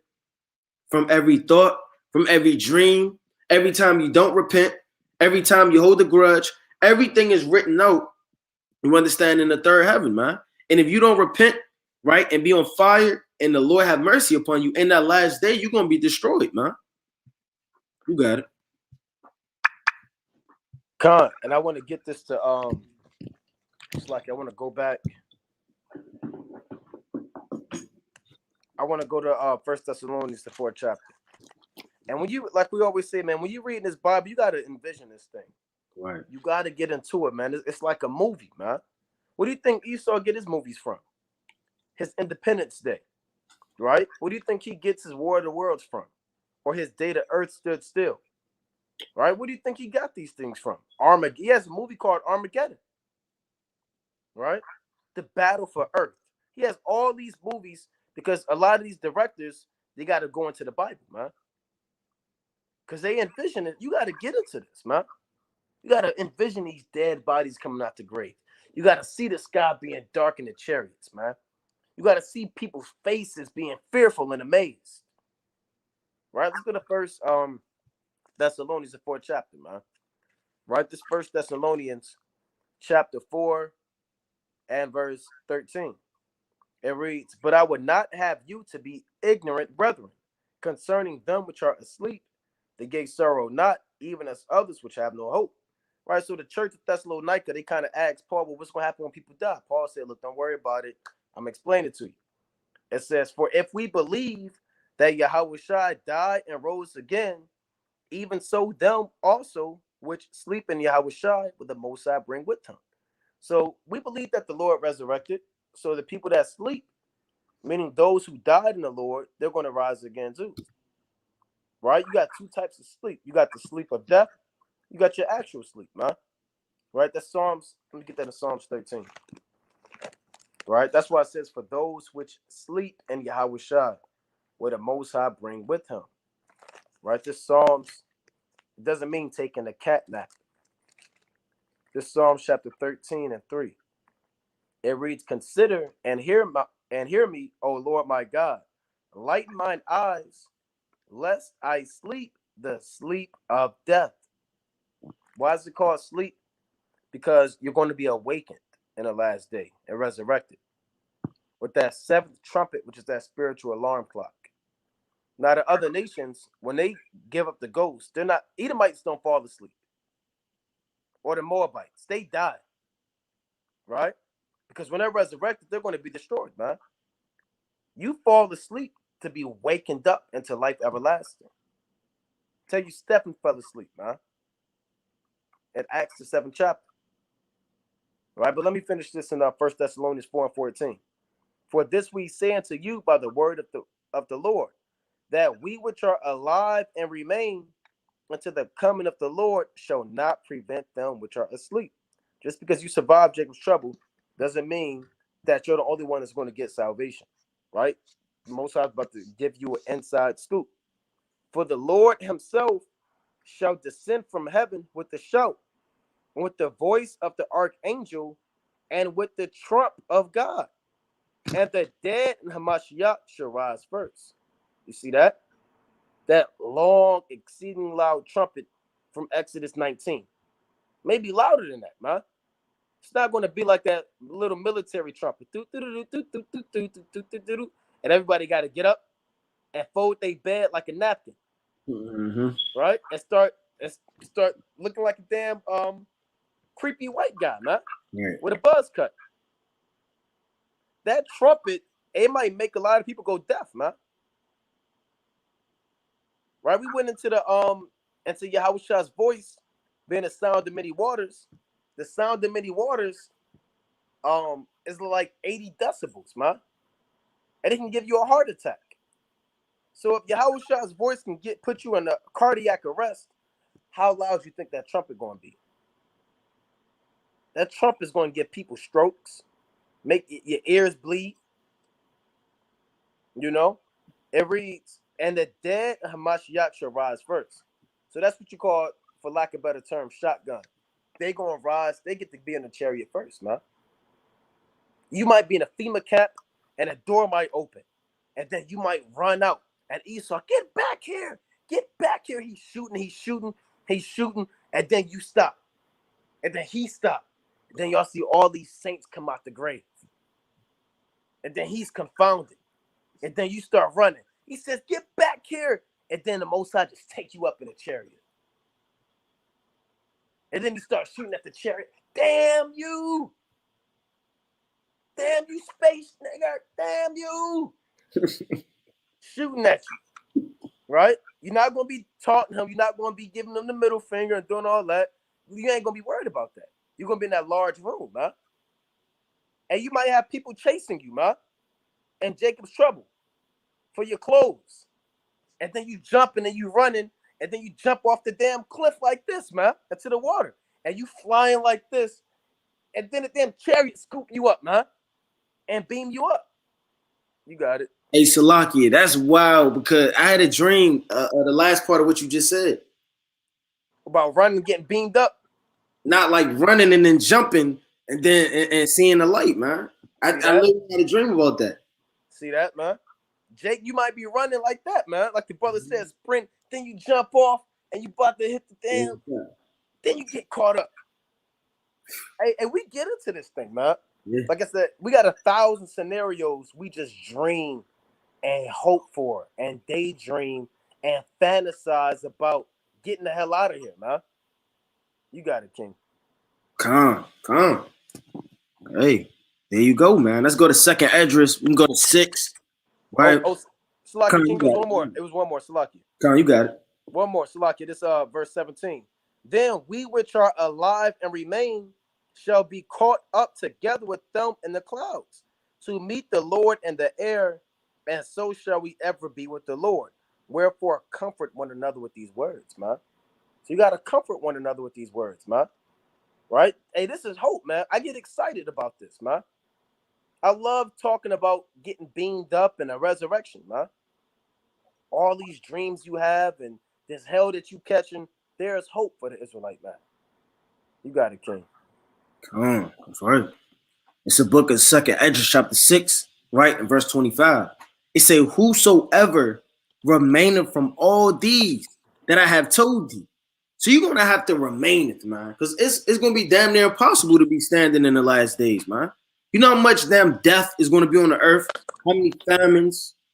How people gonna be killing you and robbing you, taking your woman captive, stealing your kids, right? Thrusting you through. Oh, hell gonna be breaking loose. If you actually get to endure everything and stand before the Lord, and you predestined to see the Lord. And that's the greatest lie. It's mighty to be martyred, right? Rest for a little season, come back with the Lord, be the first one resurrected. That's mighty, man. But to see the Lord in the air, these are the things we dream about. We literally dream about it, man. The Lord put it in our spirit, right? We done had a long day of work, right? Working, right? We go bed. Next thing you know, the Lord put a spirit on us. Now we see him coming with all power and glory with the thousands of angels, right? You see all of the signs in the heaven, right? Everything shifted over here, over there.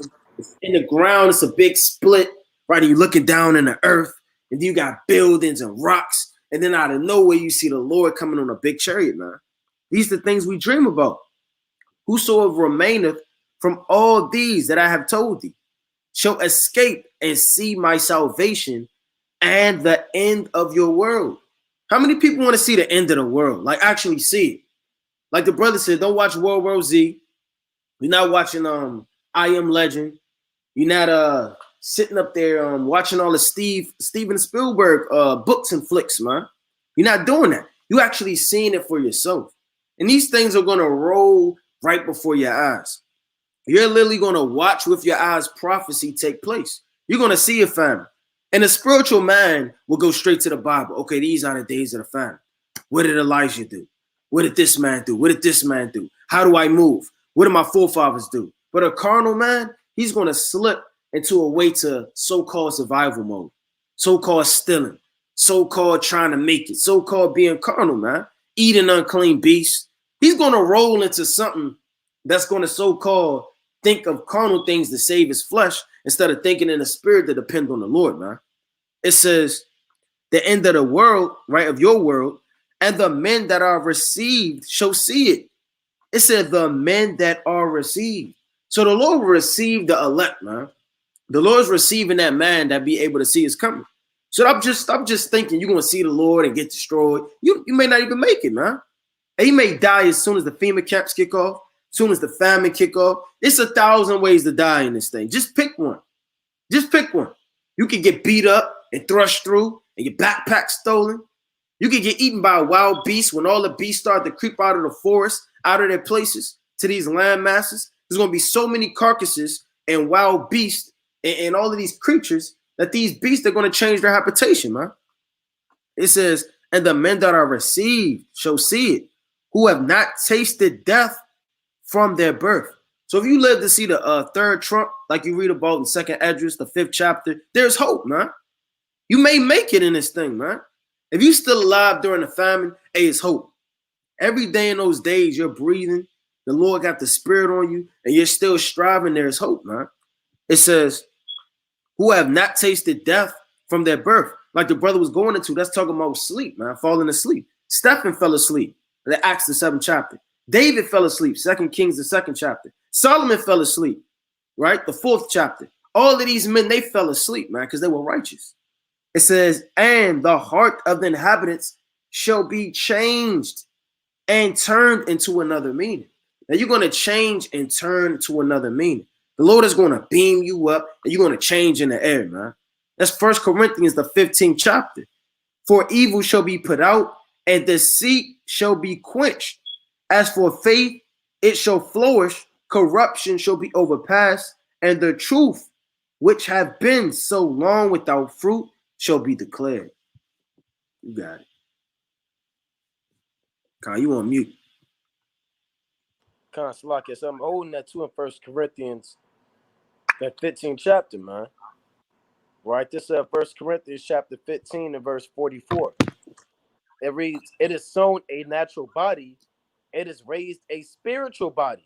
There is a natural body and there is a spiritual body. So right now you don't have a spiritual body, right? We don't care how much muscle milk you drink, muscle milk and protein shakes, man. In the keto diet you have, and how many push-ups you can do on one hand. You don't have a spiritual body until the Lord returns, right? So that muscle milk, you brothers, man, that's in the gym and Planet Fitness at 3 a.m, taking selfies with a sleeveless shirt on, that's not going to give you a spiritual body, right? Now, we're not saying it's not okay to take care of yourself, but a spiritual body is beyond that, man. And I hate this body, man. I hate that my back hurts right now, man. And that brothers feel pain, right? And that we have to catch hell, and that we get tired. Who wants to get to, you have the words to life, you start reading, you start falling asleep, man. This is hell, man. These bodies are corruptible, man. So guess what? The Most High is going to give us a spiritual body. Let me get this in 2 Corinthians 5 and 1. And that spiritual body, you're going to be able to do things that you never thought that you would do, right? You're going to do things and have certain skill sets that man dreams and longs for, where they only make Marvel movies about, right? That's why they make these Marvel movies and all of these Avengers, and because they long and desire, and Esau can only dream, and he can only have it in a fantasy, but you're going to have it in a reality. He can have it in Hollywood. He can have these, he can fly in Hollywood, and he can have super strength, and he can have super speed, but he can have it in his own mind in Hollywood with lights and a producer. You're going to have these things and spirit, and in real life, man. Right? This 2 Corinthians 5 and 1. It reads, for we know that if our earthly house of this tabernacle were dissolved, we have a building of the Most High, and house not made with hands, eternal in the heavens. So if the Most High corrupt this body down, it doesn't mean your spirit just vanishes. You have a house, but in another body that the Most High has prepared for you. For in this we groan, earnestly desiring to be clothed upon with our house which is from heaven. If so be that being clothed, we shall not be found naked. And we groan, man. Brothers groan about these bodies, man. You get nightmares. You done read 5, 10 chapters, 15 chapters just to fall asleep, and then you get a nightmare. Right? You wake up in cold sweats. Your heart start pounding out of nowhere. You break your knee. Right? You break your knee slaving for the so-called white man. You bust your kneecap open. So this is hell, man. You keep sinning. You keep thinking wicked thoughts, and you can't help it. I know you said it right. You knew a brother who kept cursing out the Most High in his head. Yeah. You know, he would say the unspeakable, things that are not lawful to be uttered. That's part of being in his body. Right? It reads, there's one more in that. For 2 Corinthians 5 and 4.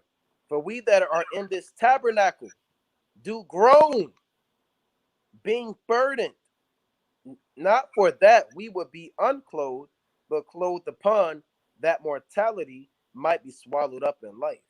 And we grown, man. We grown. This isn't it, man. No matter how much you work out, no matter how much exercise you get, you're still going to have a sinful body. Paul called it a body of death. He said, who shall deliver me? He didn't say from Rome.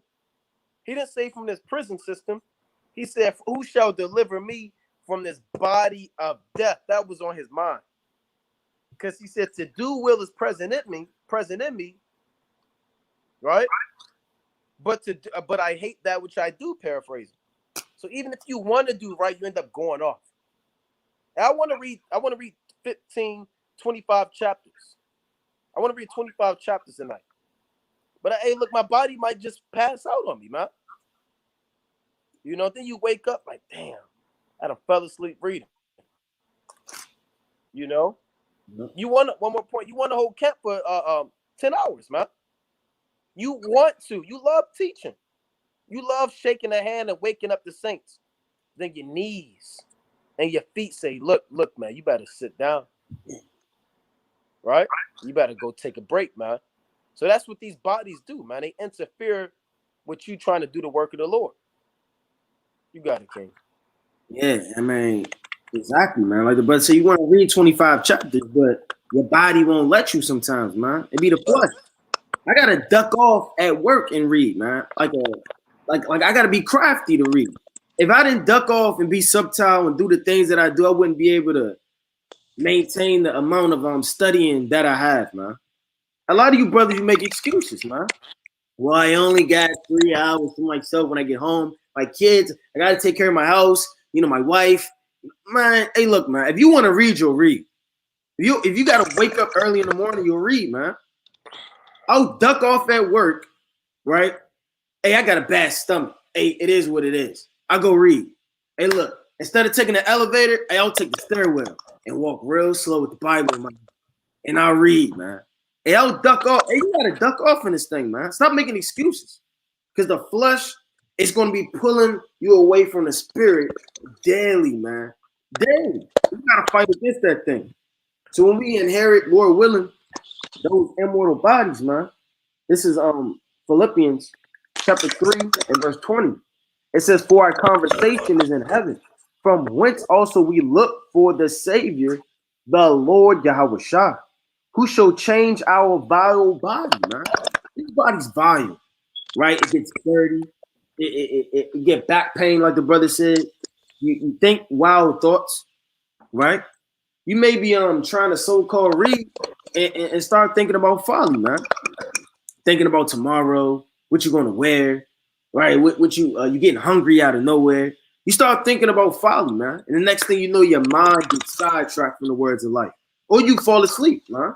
And everybody knows that feeling when you're reading. And out of nowhere, you get hit with that demon.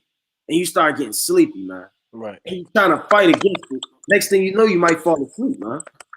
It says, who shall change our vile bodies that it may be fashioned like unto his glorious body. So I want somebody to break that down. A lot of men say we're not going to have spiritual powers. You know, you're alluding, you're pulling. This is a doctrine. Well, why did the Lord just say our bodies are going to be like his? Because the last time I checked, the Lord isn't having back pain in the third heaven. But sitting on the throne too long. The Lord is not sitting there having terror dreams. Last time I checked, the Lord is perfect, right? He's literally on fire 24/7. Imagine a body where you're not quenched anymore. You're always on fire. You can't even imagine that, man. I can't imagine that. He's being on fire like the Lord. The Lord said he's a consuming fire, right in the book of Deuteronomy 4:24. The Lord's a consuming fire. Imagine just being a consuming fire all the time.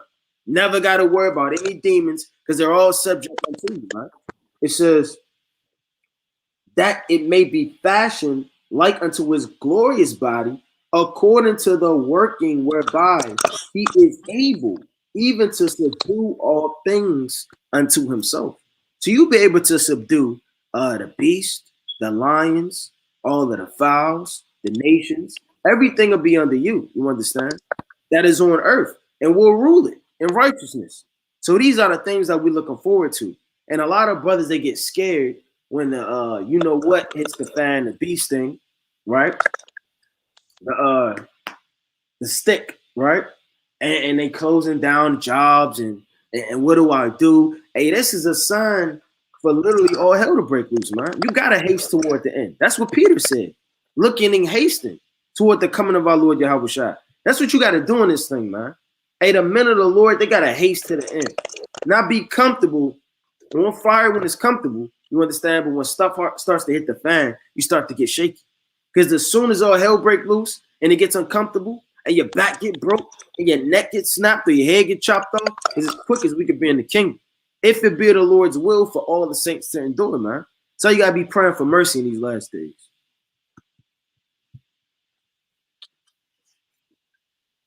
And Yahweh shall rebuke the wind and the sea, man.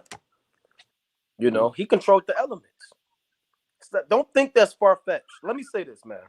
You gotta have you have to become like a little child, man, in this thing. A child believes anything, man. A child even has an active imagination. You understand? You have to have that mentality. You'll be able to control the elements. Nah, I'll never do it. I just got fired today. What do you mean? Right? I'm overweight. Control the elements. Do you see this stomach? Brother, that don't matter, man. Right? That don't matter, man. You'll be able to control the elements, man. You'll be invincible. You'll never die. You'll never feel pain. You'll never think a wicked thought. You'll never, ever lust again. Ever. No more lust of the flesh. No more covetousness of the eyes. You'll be automatically righteous, and you're going to love to do it. Right? Let me get this in Sirach 40 and 1, because this is what we got to deal with. Sirach chapter 40 and 1. Great travail is created upon for every man, and an heavy yoke is upon the sons of Adam, from the day that they go out of their mother's womb to the day that they return to the mother of all things. And we all got that yoke, man. That yoke is this bondage, this captivity of the flesh that we deal with, man. And everybody deals with it. If you come out of Adam, you got this yoke around you. Their imagination of things to come and the day of death trouble their thoughts and cause fear of heart. Yeah, you're thinking about rent and stress and bills and, you know, like the brother said, what you going to put in your stomach and how you going to get to work. Is it traffic? What the weather going to be? You're checking all this madness out, man. Right? It reads, from him that sitteth on the throne of glory, unto him that is humble in earth and ashes. From him that weareth purple and a crown, unto him that is clothed with the linen frock. Meaning the rich and the poor. Everybody deals with this. Right? Wrath and envy, trouble and unquietness, fear of death, and anger. And we got to deal with fear of death, man. We really don't know if we're going to survive tomorrow. You driving with expired tags, you might get pulled over and shot. Right? You creeping up, then the damn police pull up behind you. Hey, you know, I had to avoid some eagles today, man. It was kind of in that lane, so I kind of creeped up, but I said I kind of came in too slow, so I kind of had to get out the lane, man. Took me 10 extra minutes to get home. You know? That act like I was going somewhere else. This with that. He could pull up next to the police. Hey guys, how you doing? Hey, the police will pull over, man. They'll talk about the big game. And they'll pet that German Shepherd. Right? So, you know, we catch hell in this society, man. It reads, fear of death and anger and strife, and in the time of rest. Even when you kick your feet up and relax, you might catch a damn cramp. Right? You sleep and then you wake up out of the middle of the night with a damn cramp.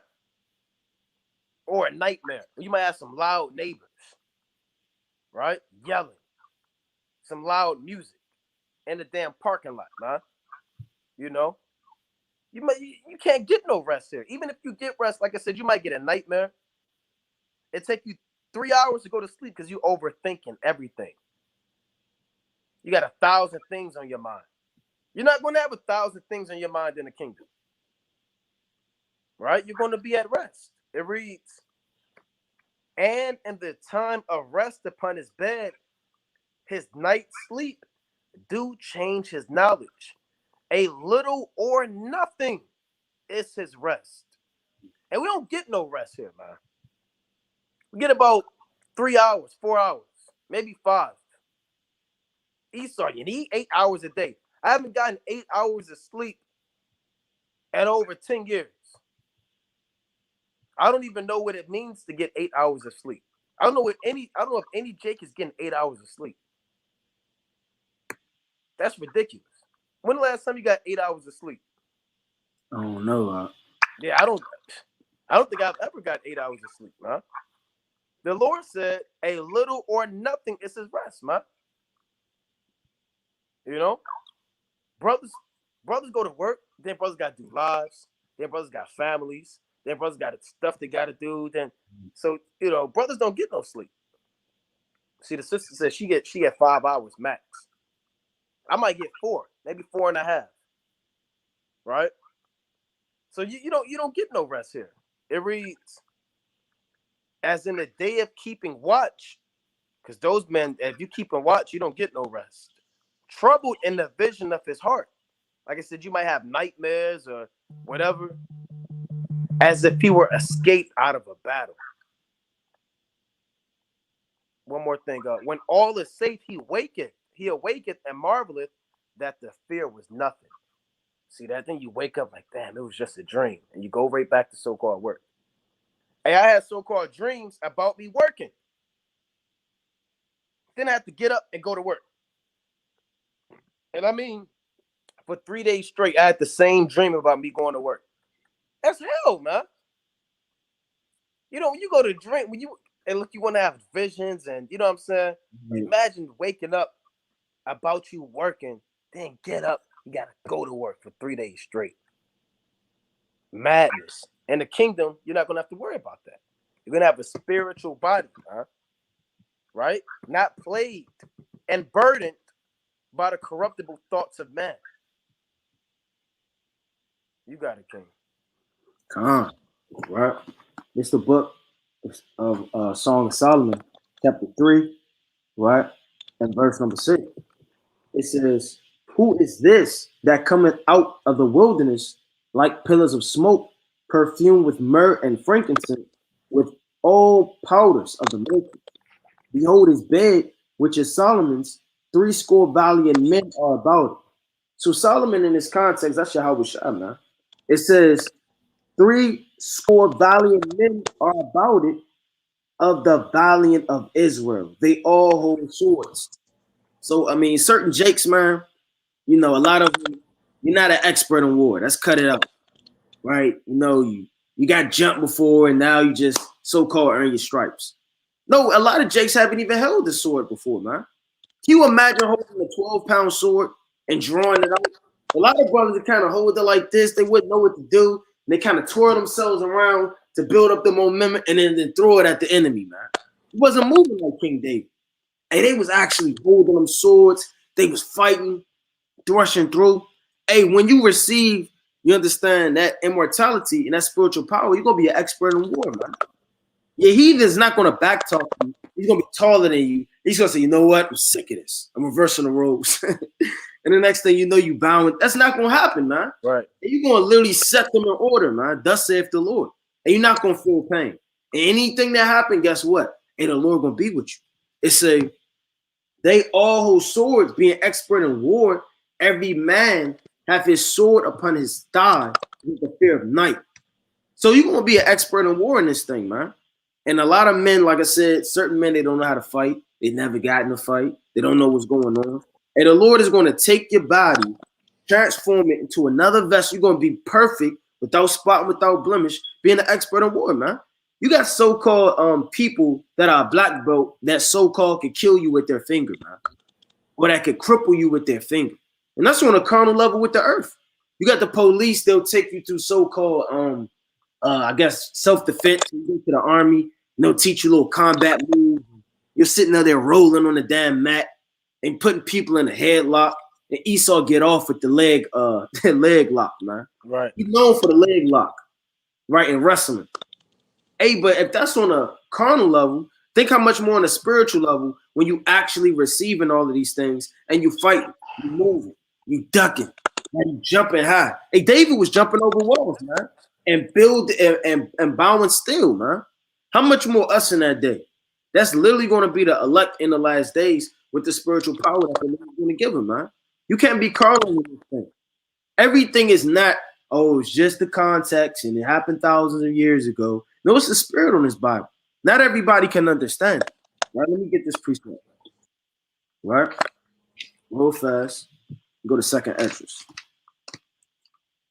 Right? It's the book. Right? The second Esdras. Bear with me. Chapter 8 and verse 62.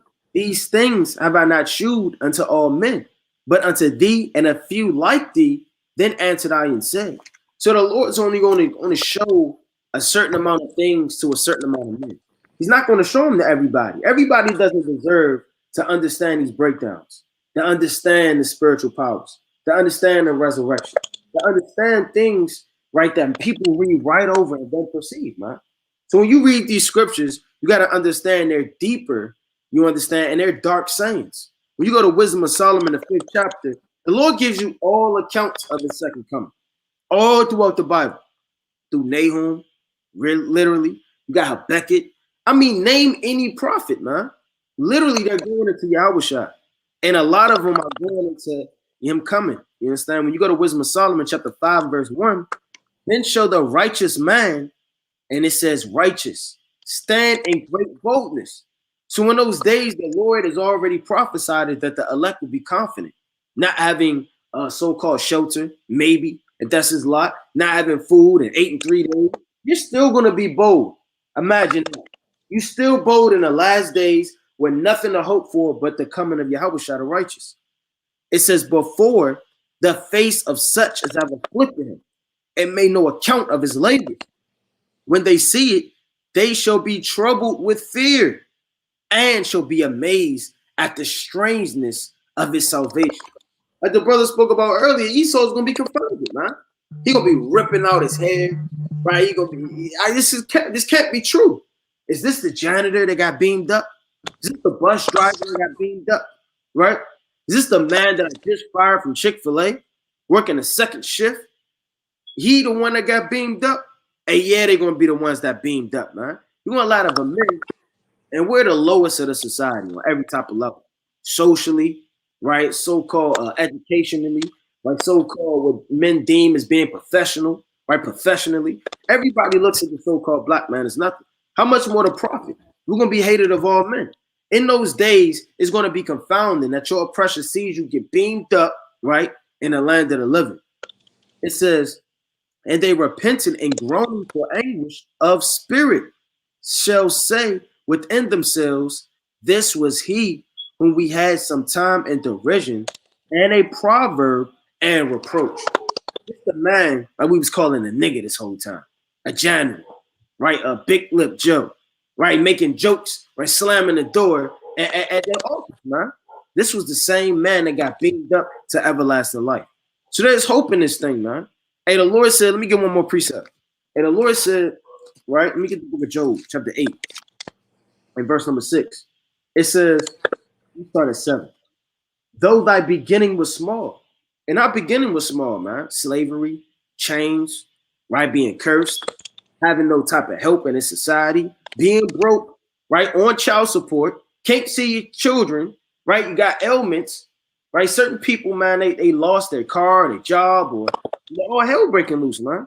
Though your beginning was small in society, and it was never made out to make it here, it says, yet thy latter end shall greatly increase. And a lot of brothers can endure that time, that dispensation of time to get the increase. No, nothing worth growing is going to happen overnight. Even a farmer, he doesn't go out his blinds and look at his crop after he just planted it. That would be a fool. You know, it takes a lot of husbandry, a lot of gardening. You got to keep the beasts out the field, right? You got to water it. You got to take care of it. These things you work for your increase. It's all about patience. That's why the Lord said, here's the patience of the saints. You got it. Con, let me get this in John chapter 5 to add on that, man. Right. Let me go to John chapter 5. And plug it back in. This St. John chapter 5, and I'm gonna read verse 25. And that's what we waiting on, man. Right? We're not looking for the so-called white man to save us. We're not waiting for the fourth stimulus check and what they call a stimulus package, man, an economic relief fund.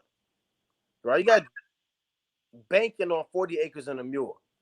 I mean, you just know what's going to happen. You got Jake just waiting. You're not getting that. If you're still waiting on 40 acres and a mule, let it go. 40 damn acres. The whole world is yours, man. This whole earth is made for you. You want the so-called white man to give you 40 acres and one mule? That is madness. I want to go to John the 5th chapter. All right? I want to go to St. John chapter 5 and 25. This is Yahweh Shah speaking. It reads, "Verily, verily, I say unto you, the hour is coming, and now is, when the dead shall hear the voice of the Son of God, and they that hear shall live." And that's happening now, right? For as the Father hath life in himself, so hath he given to the Son to have life in himself, and hath given him authority to execute judgment, also because he is the Son of Man. So the Most High gave Yahweh Shah the authority and the green light to enforce judgment according to the law. It reads, "Marvel not at this, for the hour is coming, in the which all that are in the graves shall hear his voice, and shall come forth, they that have done good unto the resurrection of life, and they that have done evil unto the resurrection of damnation." So those are the men that are going to be destroyed, man. The men that died, that's what the Lord said in 2nd Ezra 9, after death you shall know about pain. Because once you're resurrected and you're wicked, you're going to feel pain. And there's no telling how long that pain is going to be and how intense it is going to be, man. It's going to be worse than what you can ever imagine. You understand? When your body, the Lord said your body's going to feel like it's in an oven. So you can't escape from the Most High. And if you're the elect, you're going to get saved and delivered into life everlasting. Right? Let me go back to 1 Corinthians real quick. Right? Chapter 15. And I'm going to jump down. This whole chapter is good, but I'm going to jump down. This 1 Corinthians chapter 15 and verse 50. It reads, "Now this I say, brethren, that flesh and blood cannot inherit the kingdom of God, neither doth corruption inherit incorruption." So you can't take these bodies to the kingdom. If you were to take Jake now and put him in, and I'm speaking about brothers in the truth and Eve, you would have adultery, you would still have lust, you would have murder, right? You would have fornication, you would have pride and vanity and envy and strife and debate. You would still have the same things that you have now. So the Most High, he cannot do that. He cannot take you in his body now and put you in the kingdom. You'll destroy everything. You try to take over Yahweh Shah. You know? It reads, "Behold, I show you a mystery. We shall not all sleep, but we shall all be changed." So everybody's going to change. If you're the elect, if you make it out of this thing. It reads, "In a moment, in the twinkling of an eye, at the last trump." And that's part of this title, is the last trump. Because you got 6 trumpets, right? And then you have men that will still be alive during the 3rd trumpet, when the missiles are falling. And, but then you'll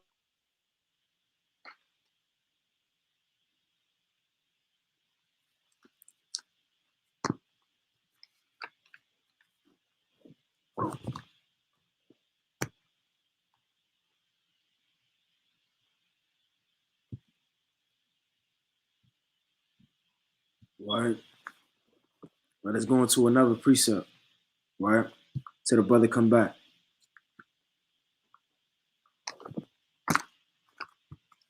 Right. It's the book of 2nd Esdras, chapter 7, right, and verse number 43. said, but the day of doom shall be the end of this time and the beginning of immortality to come. So there's going to be a beginning of immortality, man.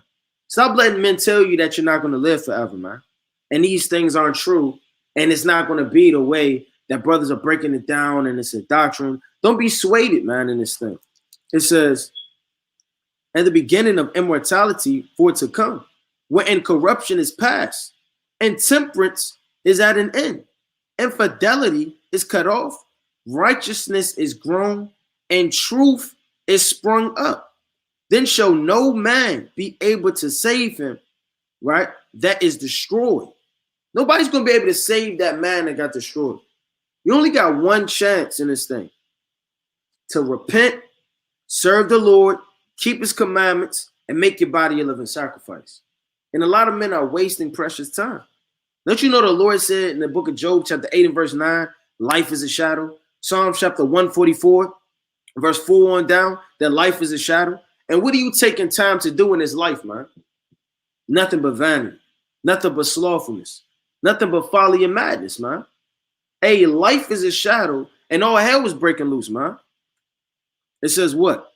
Then shall no man be able to save him that is destroyed. Meaning you're gone. You're done. It says, nor oppress him that have gotten the victory. Nobody will be able to oppress you anymore. That's at work. That's the so-called police. That's the government. That's the military, right? That's your old so-called boss and all of these men at your job. Nobody's going to be able to oppress you anymore, man. Imagine a life without oppression. It seems impossible. Every single time you come outside, you're met with what? Somebody telling you what to do. The damn guard stop, then you can go. Everywhere you go, something is telling you what to do. It's a stoplight right there. Right? As soon as you get into work, you got to check in. You got to write down your name. Right? Esau tell you when you can come in the store, when you can't. He'll kick you out of line. He'll lock you up. He'll tell you what streets you can come on, what streets you can't come on. He could damn throw you away and lock you up for life, man. And you can literally be not at the place nor fit the description, but if it's a witness, they'll grab you up, lock you up, and you'll never see your children again. These are the things, right, that we're not going to have to deal with, that have gotten a victory. I answered then and said, this is my first and last saying, that it has been better not to have given the earth unto Adam, or else when it was given him, to have restrained him from sinning. But I'm going to rush right there. You got it, King.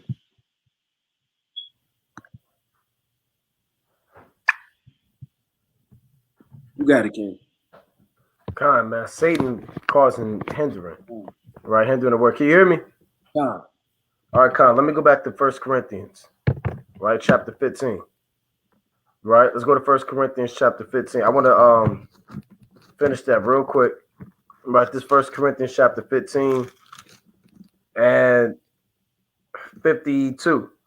And a moment in the twinkling of an eye at the last trump, for the trumpet shall sound, like we were saying, you got 6 trumpets and you got the 7th trumpet, right?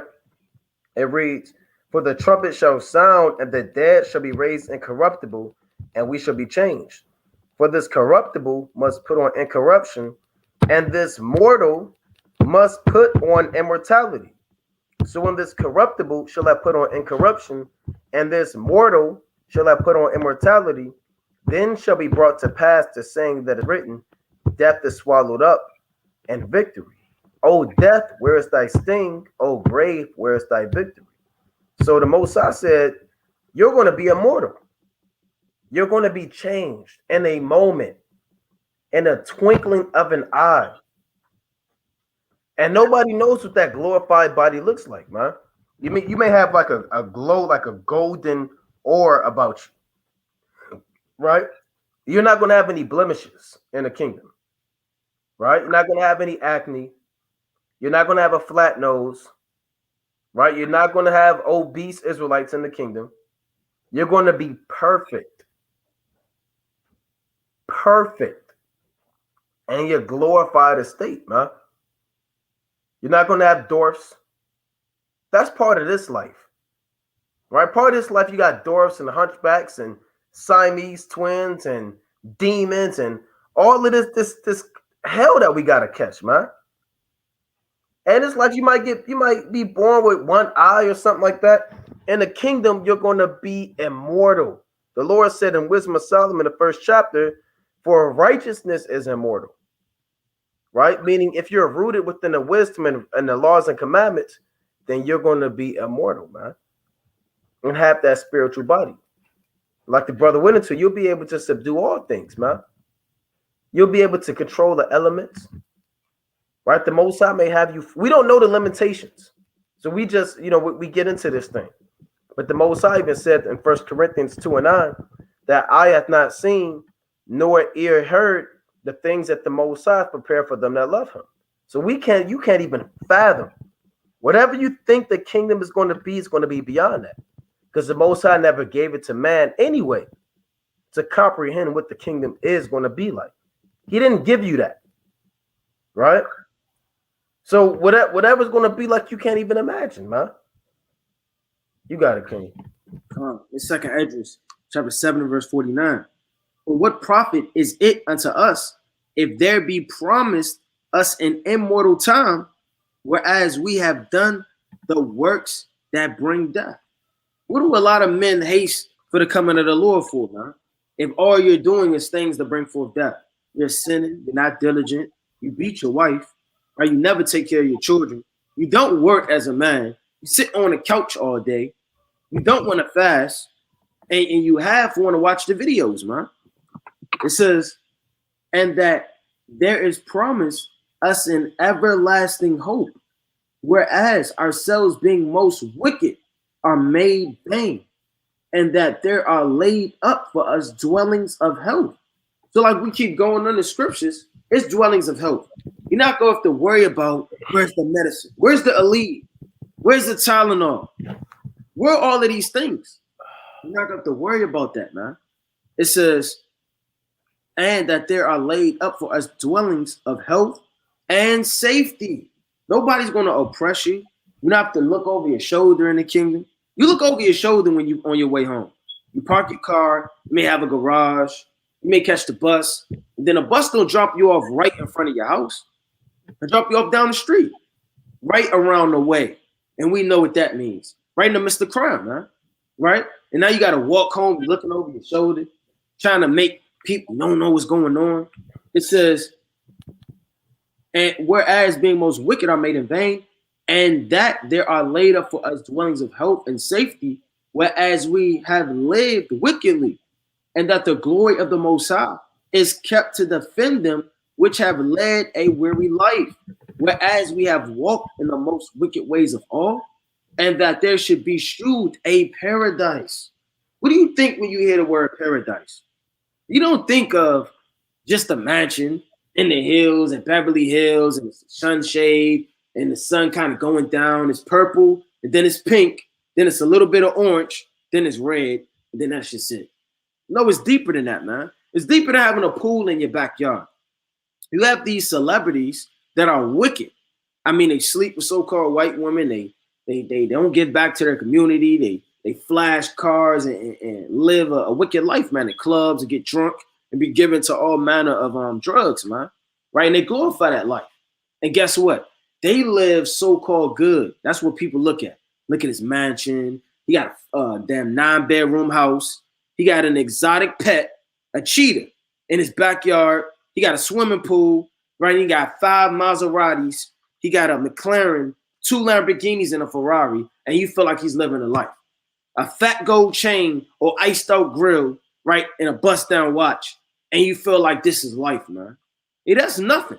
These are the riches that's in this kingdom. Paradise is going to be in the next kingdom, man. And nobody knows, like the brother was going into, what actual paradise is, man. It says, and that there should be shewed a paradise whose fruit endured forever. And I always bring up the metaphor, when you having fun, you know it's going to end. When you go to Six Flags, you have fun, but then it always comes to an end. Either feast day, you turn up, you enjoying it, but it comes to an end. Right? You got your day off from work, right? The so-called holidays of this land, they may give you the day off. right? So-called, whatever case. Hey, you take that, you read, you build your family, you enjoy it, hey, but it comes to an end. Everything of fun comes to an end, and joy and rest in this society, in this place, man, in this world.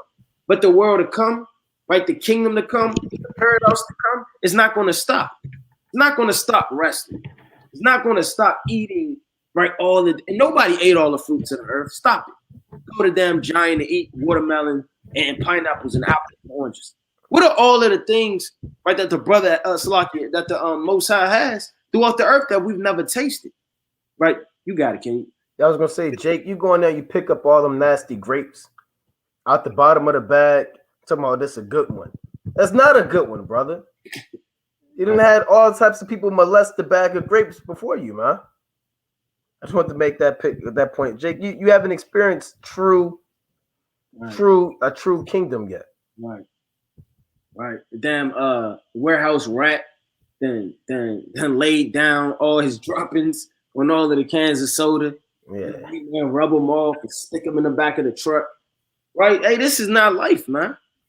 It says, whose fruit endured forever, wherein is security and medicine, since we shall not enter into it. So that's the thing that we're looking forward to in this thing, man. We're not looking forward to the foul land and the things of this society, man.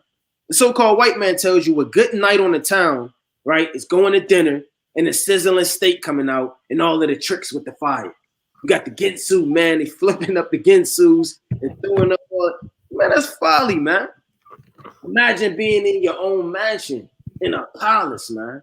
And you have thousands of servants. You understand? They bringing you food, right? This is what we're imagining, man. Because Solomon had servants. And all of this is not even the kingdom. Imagine the kingdom.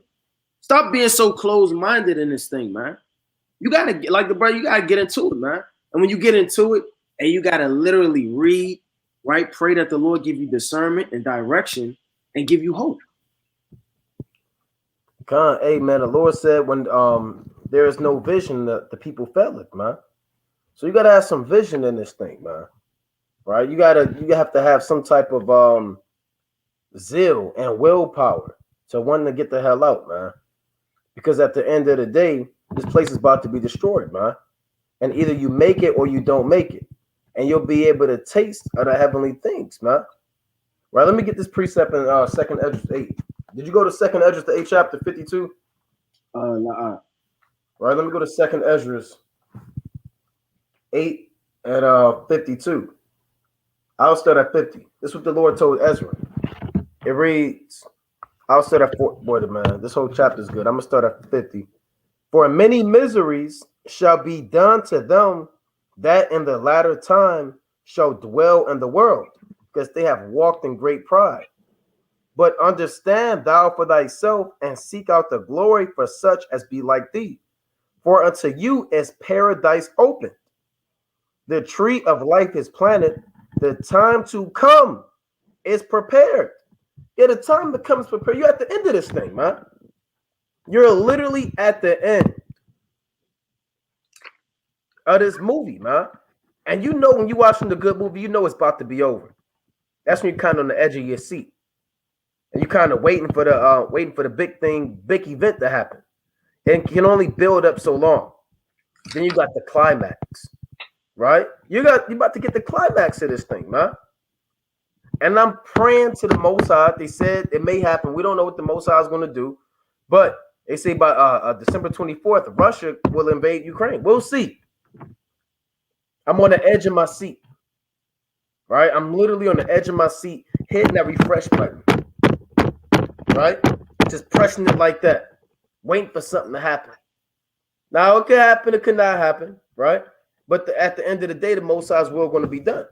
So you're at the end of this thing. World War III, they locking people up for not taking the poison. They're throwing them in camps already. You know, what more do you want from the Lord, man? The Lord is giving you every sign and every token that's written. All you got the famine. You got a few more prophecies. You got the major famine coming. You understand? You got the 4 storehouses being empty, right? But these things are coming right around the corner, man. Because even Esau is saying now that They did a brother sent this to me. I'll see if I can find it, right? But he sent me boy, man, it's always something. Salakia, this is they did a simulation, right? Exclusive IMF 10 countries simulate cyber attack on global financial system. See that? So they're simulating what would happen if there was a cyber attack around the world to shut down all the technology and all types of currency and all types of transportation and all types of getting around and moving.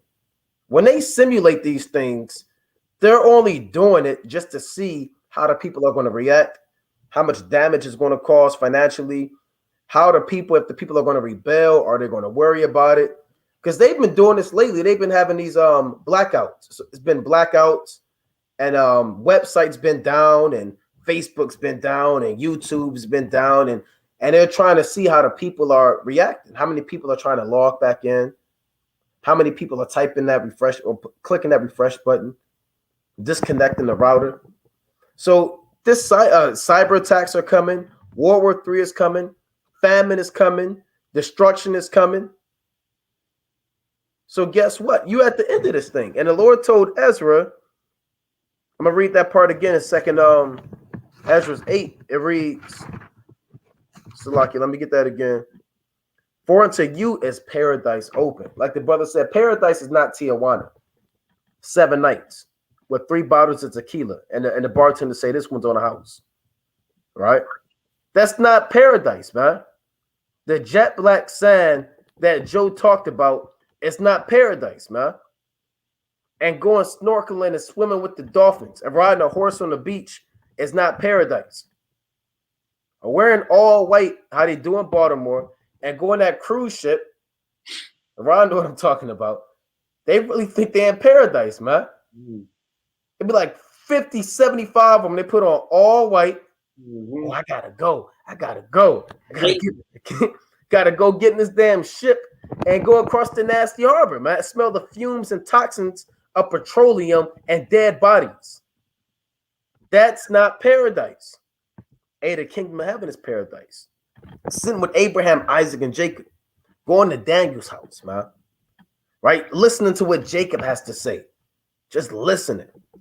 Hearing King David just play the harp, right? While the food is cooking. It's going to be so much to do, man. Every day is going to be so much to do, man. You're hearing David kind of do his thing, right? Playing the harp. Right? You might hear Peter and John talking about the works of Yahweh, right? But then you got to get up because you heard Solomon going into a lesson. So Solomon kind of going into a lesson. So you kind of get up, tell Peter and John, I'll be back. Then you go listen to Solomon. But then you heard the righteous sisters, they cooking the food, man. So now it's time to get up and eat, man. And the sun is about to set. So you got to change from your first garment, put on your sunset garment. You know, in this society, you got your work clothes. Then you got your stepping out clothes. And the king, you're going to have your garment when the sun go down, put this garment on. Right? When I wake up, I'm going to have this garment. You got to get into this thing, man. You know? You're not going to have tied to go. You're not going to have stains all up in your garment. You're not going to, be musty. Ashy hands, cracked lips, that nasty cracked lip down the middle, right? You're going to be immortal and glorified. You got it, King. All right. I'm going to get Second Ezra chapter 2 and verse right number 12. Right? This Second Ezra chapter 2 and verse 12. They shall have the tree of life from an ointment of sweet savor. They shall neither labor nor be weary. So we're not going to labor no more, man. And nobody can imagine that, man. Nobody can imagine that. So everything you do is based off of work. From even you eating. Like who else is going to, you think somebody's just going to just feed you macaroni and cheese and greens, right? And all your favorite foods, man. No, you got to go to the store. You got to wake up. You got to drive. You got to go to the store. You got to wait in that long line with all of those people that are ghetto. You always in the line as ghetto. You always around spirits. right? You're always in the midst of something, and you're seeing everything spiritually. And after the line, right, they boop, boop, boop. Then you have to carry all of the bags to the car. Got to drive to your apartment building, a house. Got to walk up the steps. Got to what? It's too much to do to all that, man. Imagine waking up. Now that movie, Coming to America, he damn got woken up with a symphony, man. Right? And I believe it's probably a clip on YouTube if you look it up. If you haven't seen the movie, everybody should have seen it. But he wakes up out of his bed in the morning, and all you see is this butler open up the curtains, and it's a symphony, man. And there's actually people that wake up like that, man. I was watching a Floyd Mayweather video, and he says every day when he wakes up, you can't make this up. Every single day that he wakes up, he gets a massage in the morning. Every day. Rain and shine, before he hit the gym, he get a nice press massage to loosen up his muscles. Right? And that's in Babylon, man. Imagine in the kingdom, right? It says, nor be weary. So you're not going to be weary. You're not going to faint. You're not going to have too much to do. You're not going to be stressed. You're not going to have anxiety. You're not going to have the things that trouble you in this life, man. Worrying about gas, money. It's too much hell in this thing, man. Right? We need rest because we're always worrying. Our minds are always accumulating thoughts, even when we're sleeping at rest. Con, there you go. Con, you got it. You on mute. You got it. Got the damn symphony, man. Yeah, this from Coming to America. Prince Hakeem? Mm-hmm. Yeah. You're not gonna have that stereo from 1994. Yep. The iPhone damn speaker. Right, the iHome. Yeah.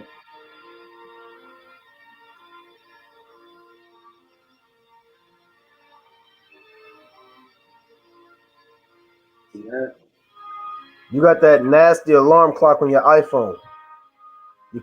You keep hitting snooze because you don't want to go to work. You're not gonna have a rat tail in the kingdom either. Right. Or crust in your eyes. Good morning, Your Highness. Good morning, Your Highness. Good morning, Your Highness. Yeah. Happy birthday, Your Highness. But you're not going to hear happy birthday. Yeah, let me say this. Let me make this perfectly clear. If you're looking for it, you got Jake. Oh, Your Highness. They're looking at the eaves, and then they heard birthday, and they getting more excited. Scratching their neck. Yeah, birthdays. That part. Don't worry about that part. Right? Pretend you never heard that. You're not going to have birthdays in the kingdom. Nobody's going to say happy birthday to you. Right. You know, you're gonna be immortal. You may not even know how old you are. You know. Now let me finish this. Good morning, Your Highness. Happy birthday, Your Highness. Yes, it is my birthday. Look at that. Got his shoes laid out.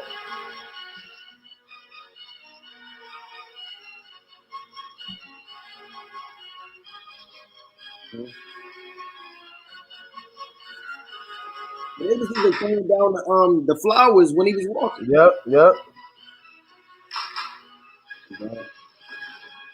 They get used to that, man. It's gonna be 7 times more than that, man. We got the pedals.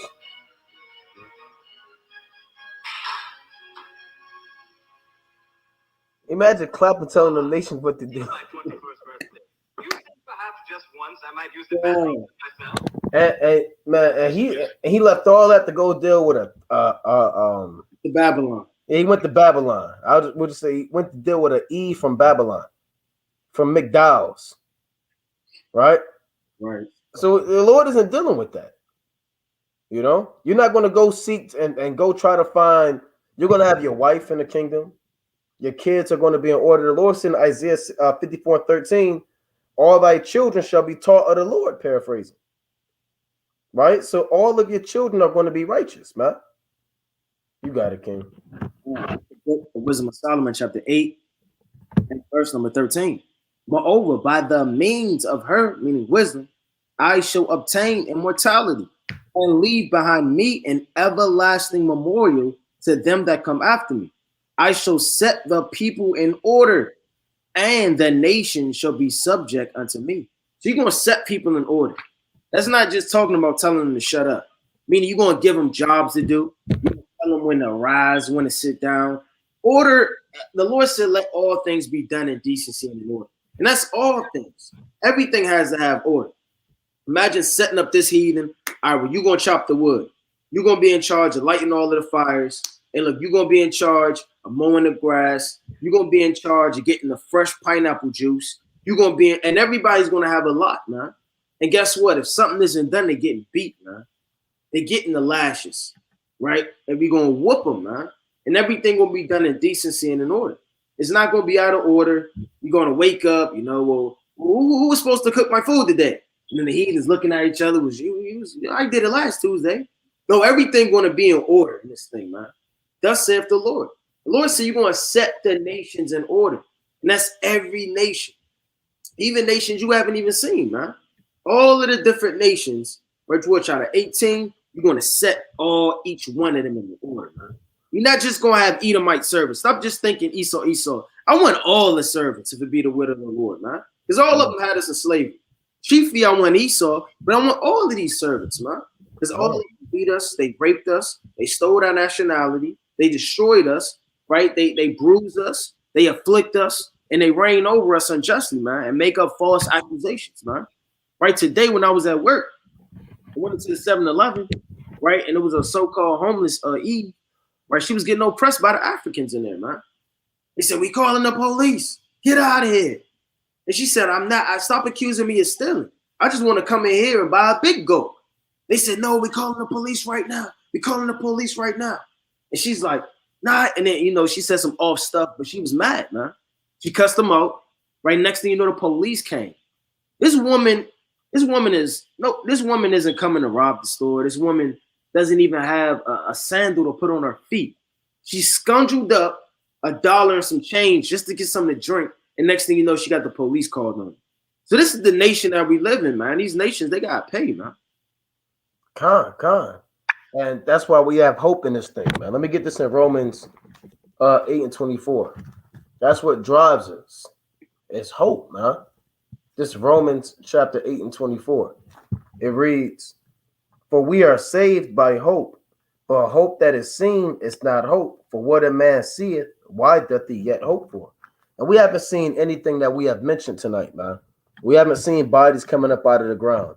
We haven't seen the sky covered with chariots. We haven't seen Yahushua saying, come up hither. We haven't seen bodies being transformed and going through a metamorphosis from corruptible bodies to bodies that can no longer taste death or pain. We haven't seen these things, man. Right? We haven't seen slaves and servants and handmaids and an orchestra and a symphony and glorified bodies and putting people in order and having the nations bow down to you and the elements be under your subjection. We haven't seen these things. No man has. The only way that you can see these things is through Hollywood and through this witchcraft TV screen, man. But we hope to see these things. We believe that these things are going to happen. Why? Because it's written. Why? Because the Most High gave us faith. You understand? We believe everything that's written, man. We believe the immortal bodies. If you want to call it witchcraft and sorcery and spooky, you can do that, man. If you want to call it chariots, UFOs, and those are just elders, or if you want to say that the Lord didn't do miracles, or you can believe that. You can have that. But we're going to hold on to hope, man. That's why we get up in the morning. That's why we do the work of the Most High. That's why we beat our body down to the ground, hoping just one day soon that the Most High has mercy on us and delivers us out the land of the living, man. You got it, King. All right, I want to pull this, the classic, right? I want to pull the classic. It's the book of Hebrews, chapter 6, right? In verse number 10.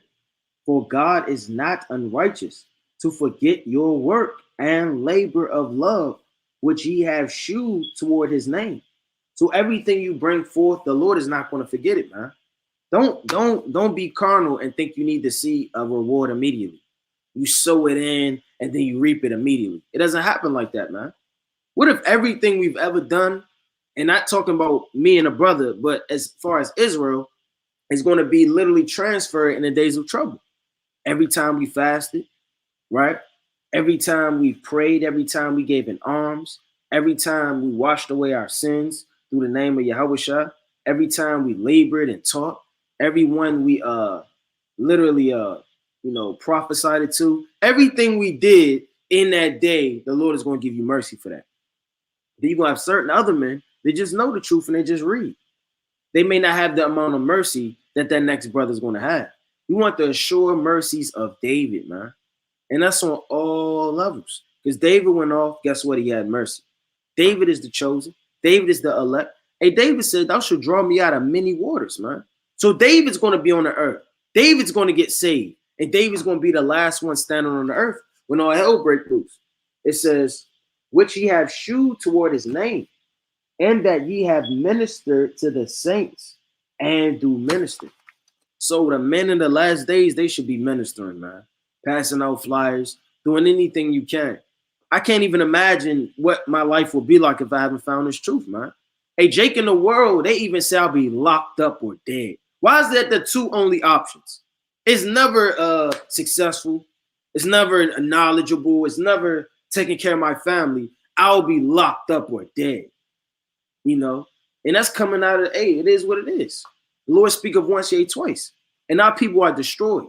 And you could be dead mentally, right? And you could be locked up mentally, right? All of this is your destruction. In the last days, when the Lord has broken that chain off of your mind, gave you the spirit to serve him, we can't take this for granted, nor forget, you understand, all of the things and a labor of love that the Lord is going to give his saints in the last days, man. You on mute. I was saying, Khan, right? We could bring out some closing precepts. Khan. And we will take questions for about an hour. Most I will, and after this live. You brothers and sisters to have questions pertaining to the scriptures. Right? I jump in there. Khan. Right.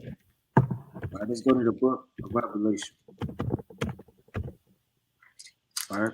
It's the book of Revelation, chapter 3 and verse number 2. It says, be watchful. So all hell was breaking loose with China and Taiwan, with Russia and Ukraine, throughout the four corners. There was just a 6.2 earthquake on the West Coast today, man. Brothers got to be watching these things. And like the brother said, we're not making this up. We hitting that refresh button. My refresh button is broke. It got the little sticky part where you stick the knob at. You don't even see the button anymore. Or your button, it's saying enter should be wiped out. Like an old phone, press the button so many times. On your car stereo, pressed it so many times that arrow disappeared. Because wiped it off. You've been pushing it so many times, man. Right. You gotta be in this thing, man. And that what gives you hope too. We ask a lot of brothers what keep you in this thing, seeing the prophecies unroll. Having the grace and mercy, seeing miracles every day. You understand the grace and mercy of the Lord, visions, right? Fasting. These things keep you alive as well as reading, right? So the Lord said, be watchful and strengthen the things which remain that are ready to die. For I have not found thy works perfect before God. Now check this out. If you heard your father was on the way home when he was a kid, you may get tired of looking for him. You may look out the window, I don't know, and he might go back to your room. You might fall asleep, huh? Right? But if you see certain signs like, hey, look, you look at your phone, it's a missed call, that gives you hope. You call him back. You see certain things like your mother just talked to your father, he's around the corner. These are things we got to look at what the Lord has given us in the last days and use that. The signs of the times, you understand? The blood moons, right? The earthquakes, right? Prophecy kicking off, these nations warring. And this warring is not warring like the ancient world. It's warring in nuclear missiles and destruction. It says, and strengthen the things which remain that are ready to die, who have not found thy works perfect before God. Remember, therefore, how thou hast received and heard, and hold fast and repent. If therefore thou shalt not watch, I will come unto thee as a thief, and thou shalt not know what hour I will come upon thee. And like I always say, that's not always talking about the Lord coming back, because he could visit you during the night and take your spirit. He could visit you and kill you. He can visit you and bug you out, man. The Lord is a king of terrors. You got to be watching in all things, right? Making sure you're making your body a living sacrifice in these last days. Con. And I'm let me back on Revelation 22 and 12. And behold, I come quickly, and my reward is with me, Salakia, to give every man according as his work shall be. So the reward is the kingdom and all of the promises that the Most High gave your fathers, Abraham, Isaac, and Jacob. Right? That's the reward that the Most High is coming with. If you're the righteous, if you're the wicked, your reward is what? Pain, death, sorrow, famine, destruction, misery, woe. Right? So the Most High is coming with two judgments. Either you're going to be delivered or you're going to be destroyed. There's no in between. There's no in between. There's no kind of made it, kind of didn't. Either you make it or you don't make it. And it's all based off of the work that you put in. The work that you put in shows how much you believe in this thing. You understand? You can't say, I really believe, man, I really believe, but you have no works. A brother that really, really believes, his work should be through the roof.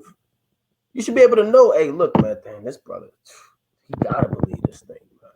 This guy is doing so and so and so and so. The brother that's all talk and no actions, hey, the Most High is not dealing with that, brother. The Lord said, talk no more exceedingly proudly, paraphrasing, neither let arrogancy come out of your mouth. But the Most High is a God of knowledge, and by him, actions shall be weighed. So all of your actions are going to be weighed in the balance. And if you're found wanting, it's going to be lights out for you, man. You're going to be cut down in the land of the living. But with that, we're going to close up, giving, of course, our honor and our glory to Yahweh by Shema Mashak Yahushai. I will take questions for about an hour. You should be able to see the number to call in on the screen, 213-603-9096. That's 213-603-9096. And the PIN number is posted, 94809-305. Mosai willing, Akim wa Akwato edified. Brother Nakwam. Shalom, brother, right? Kwam Yashala. Shalom.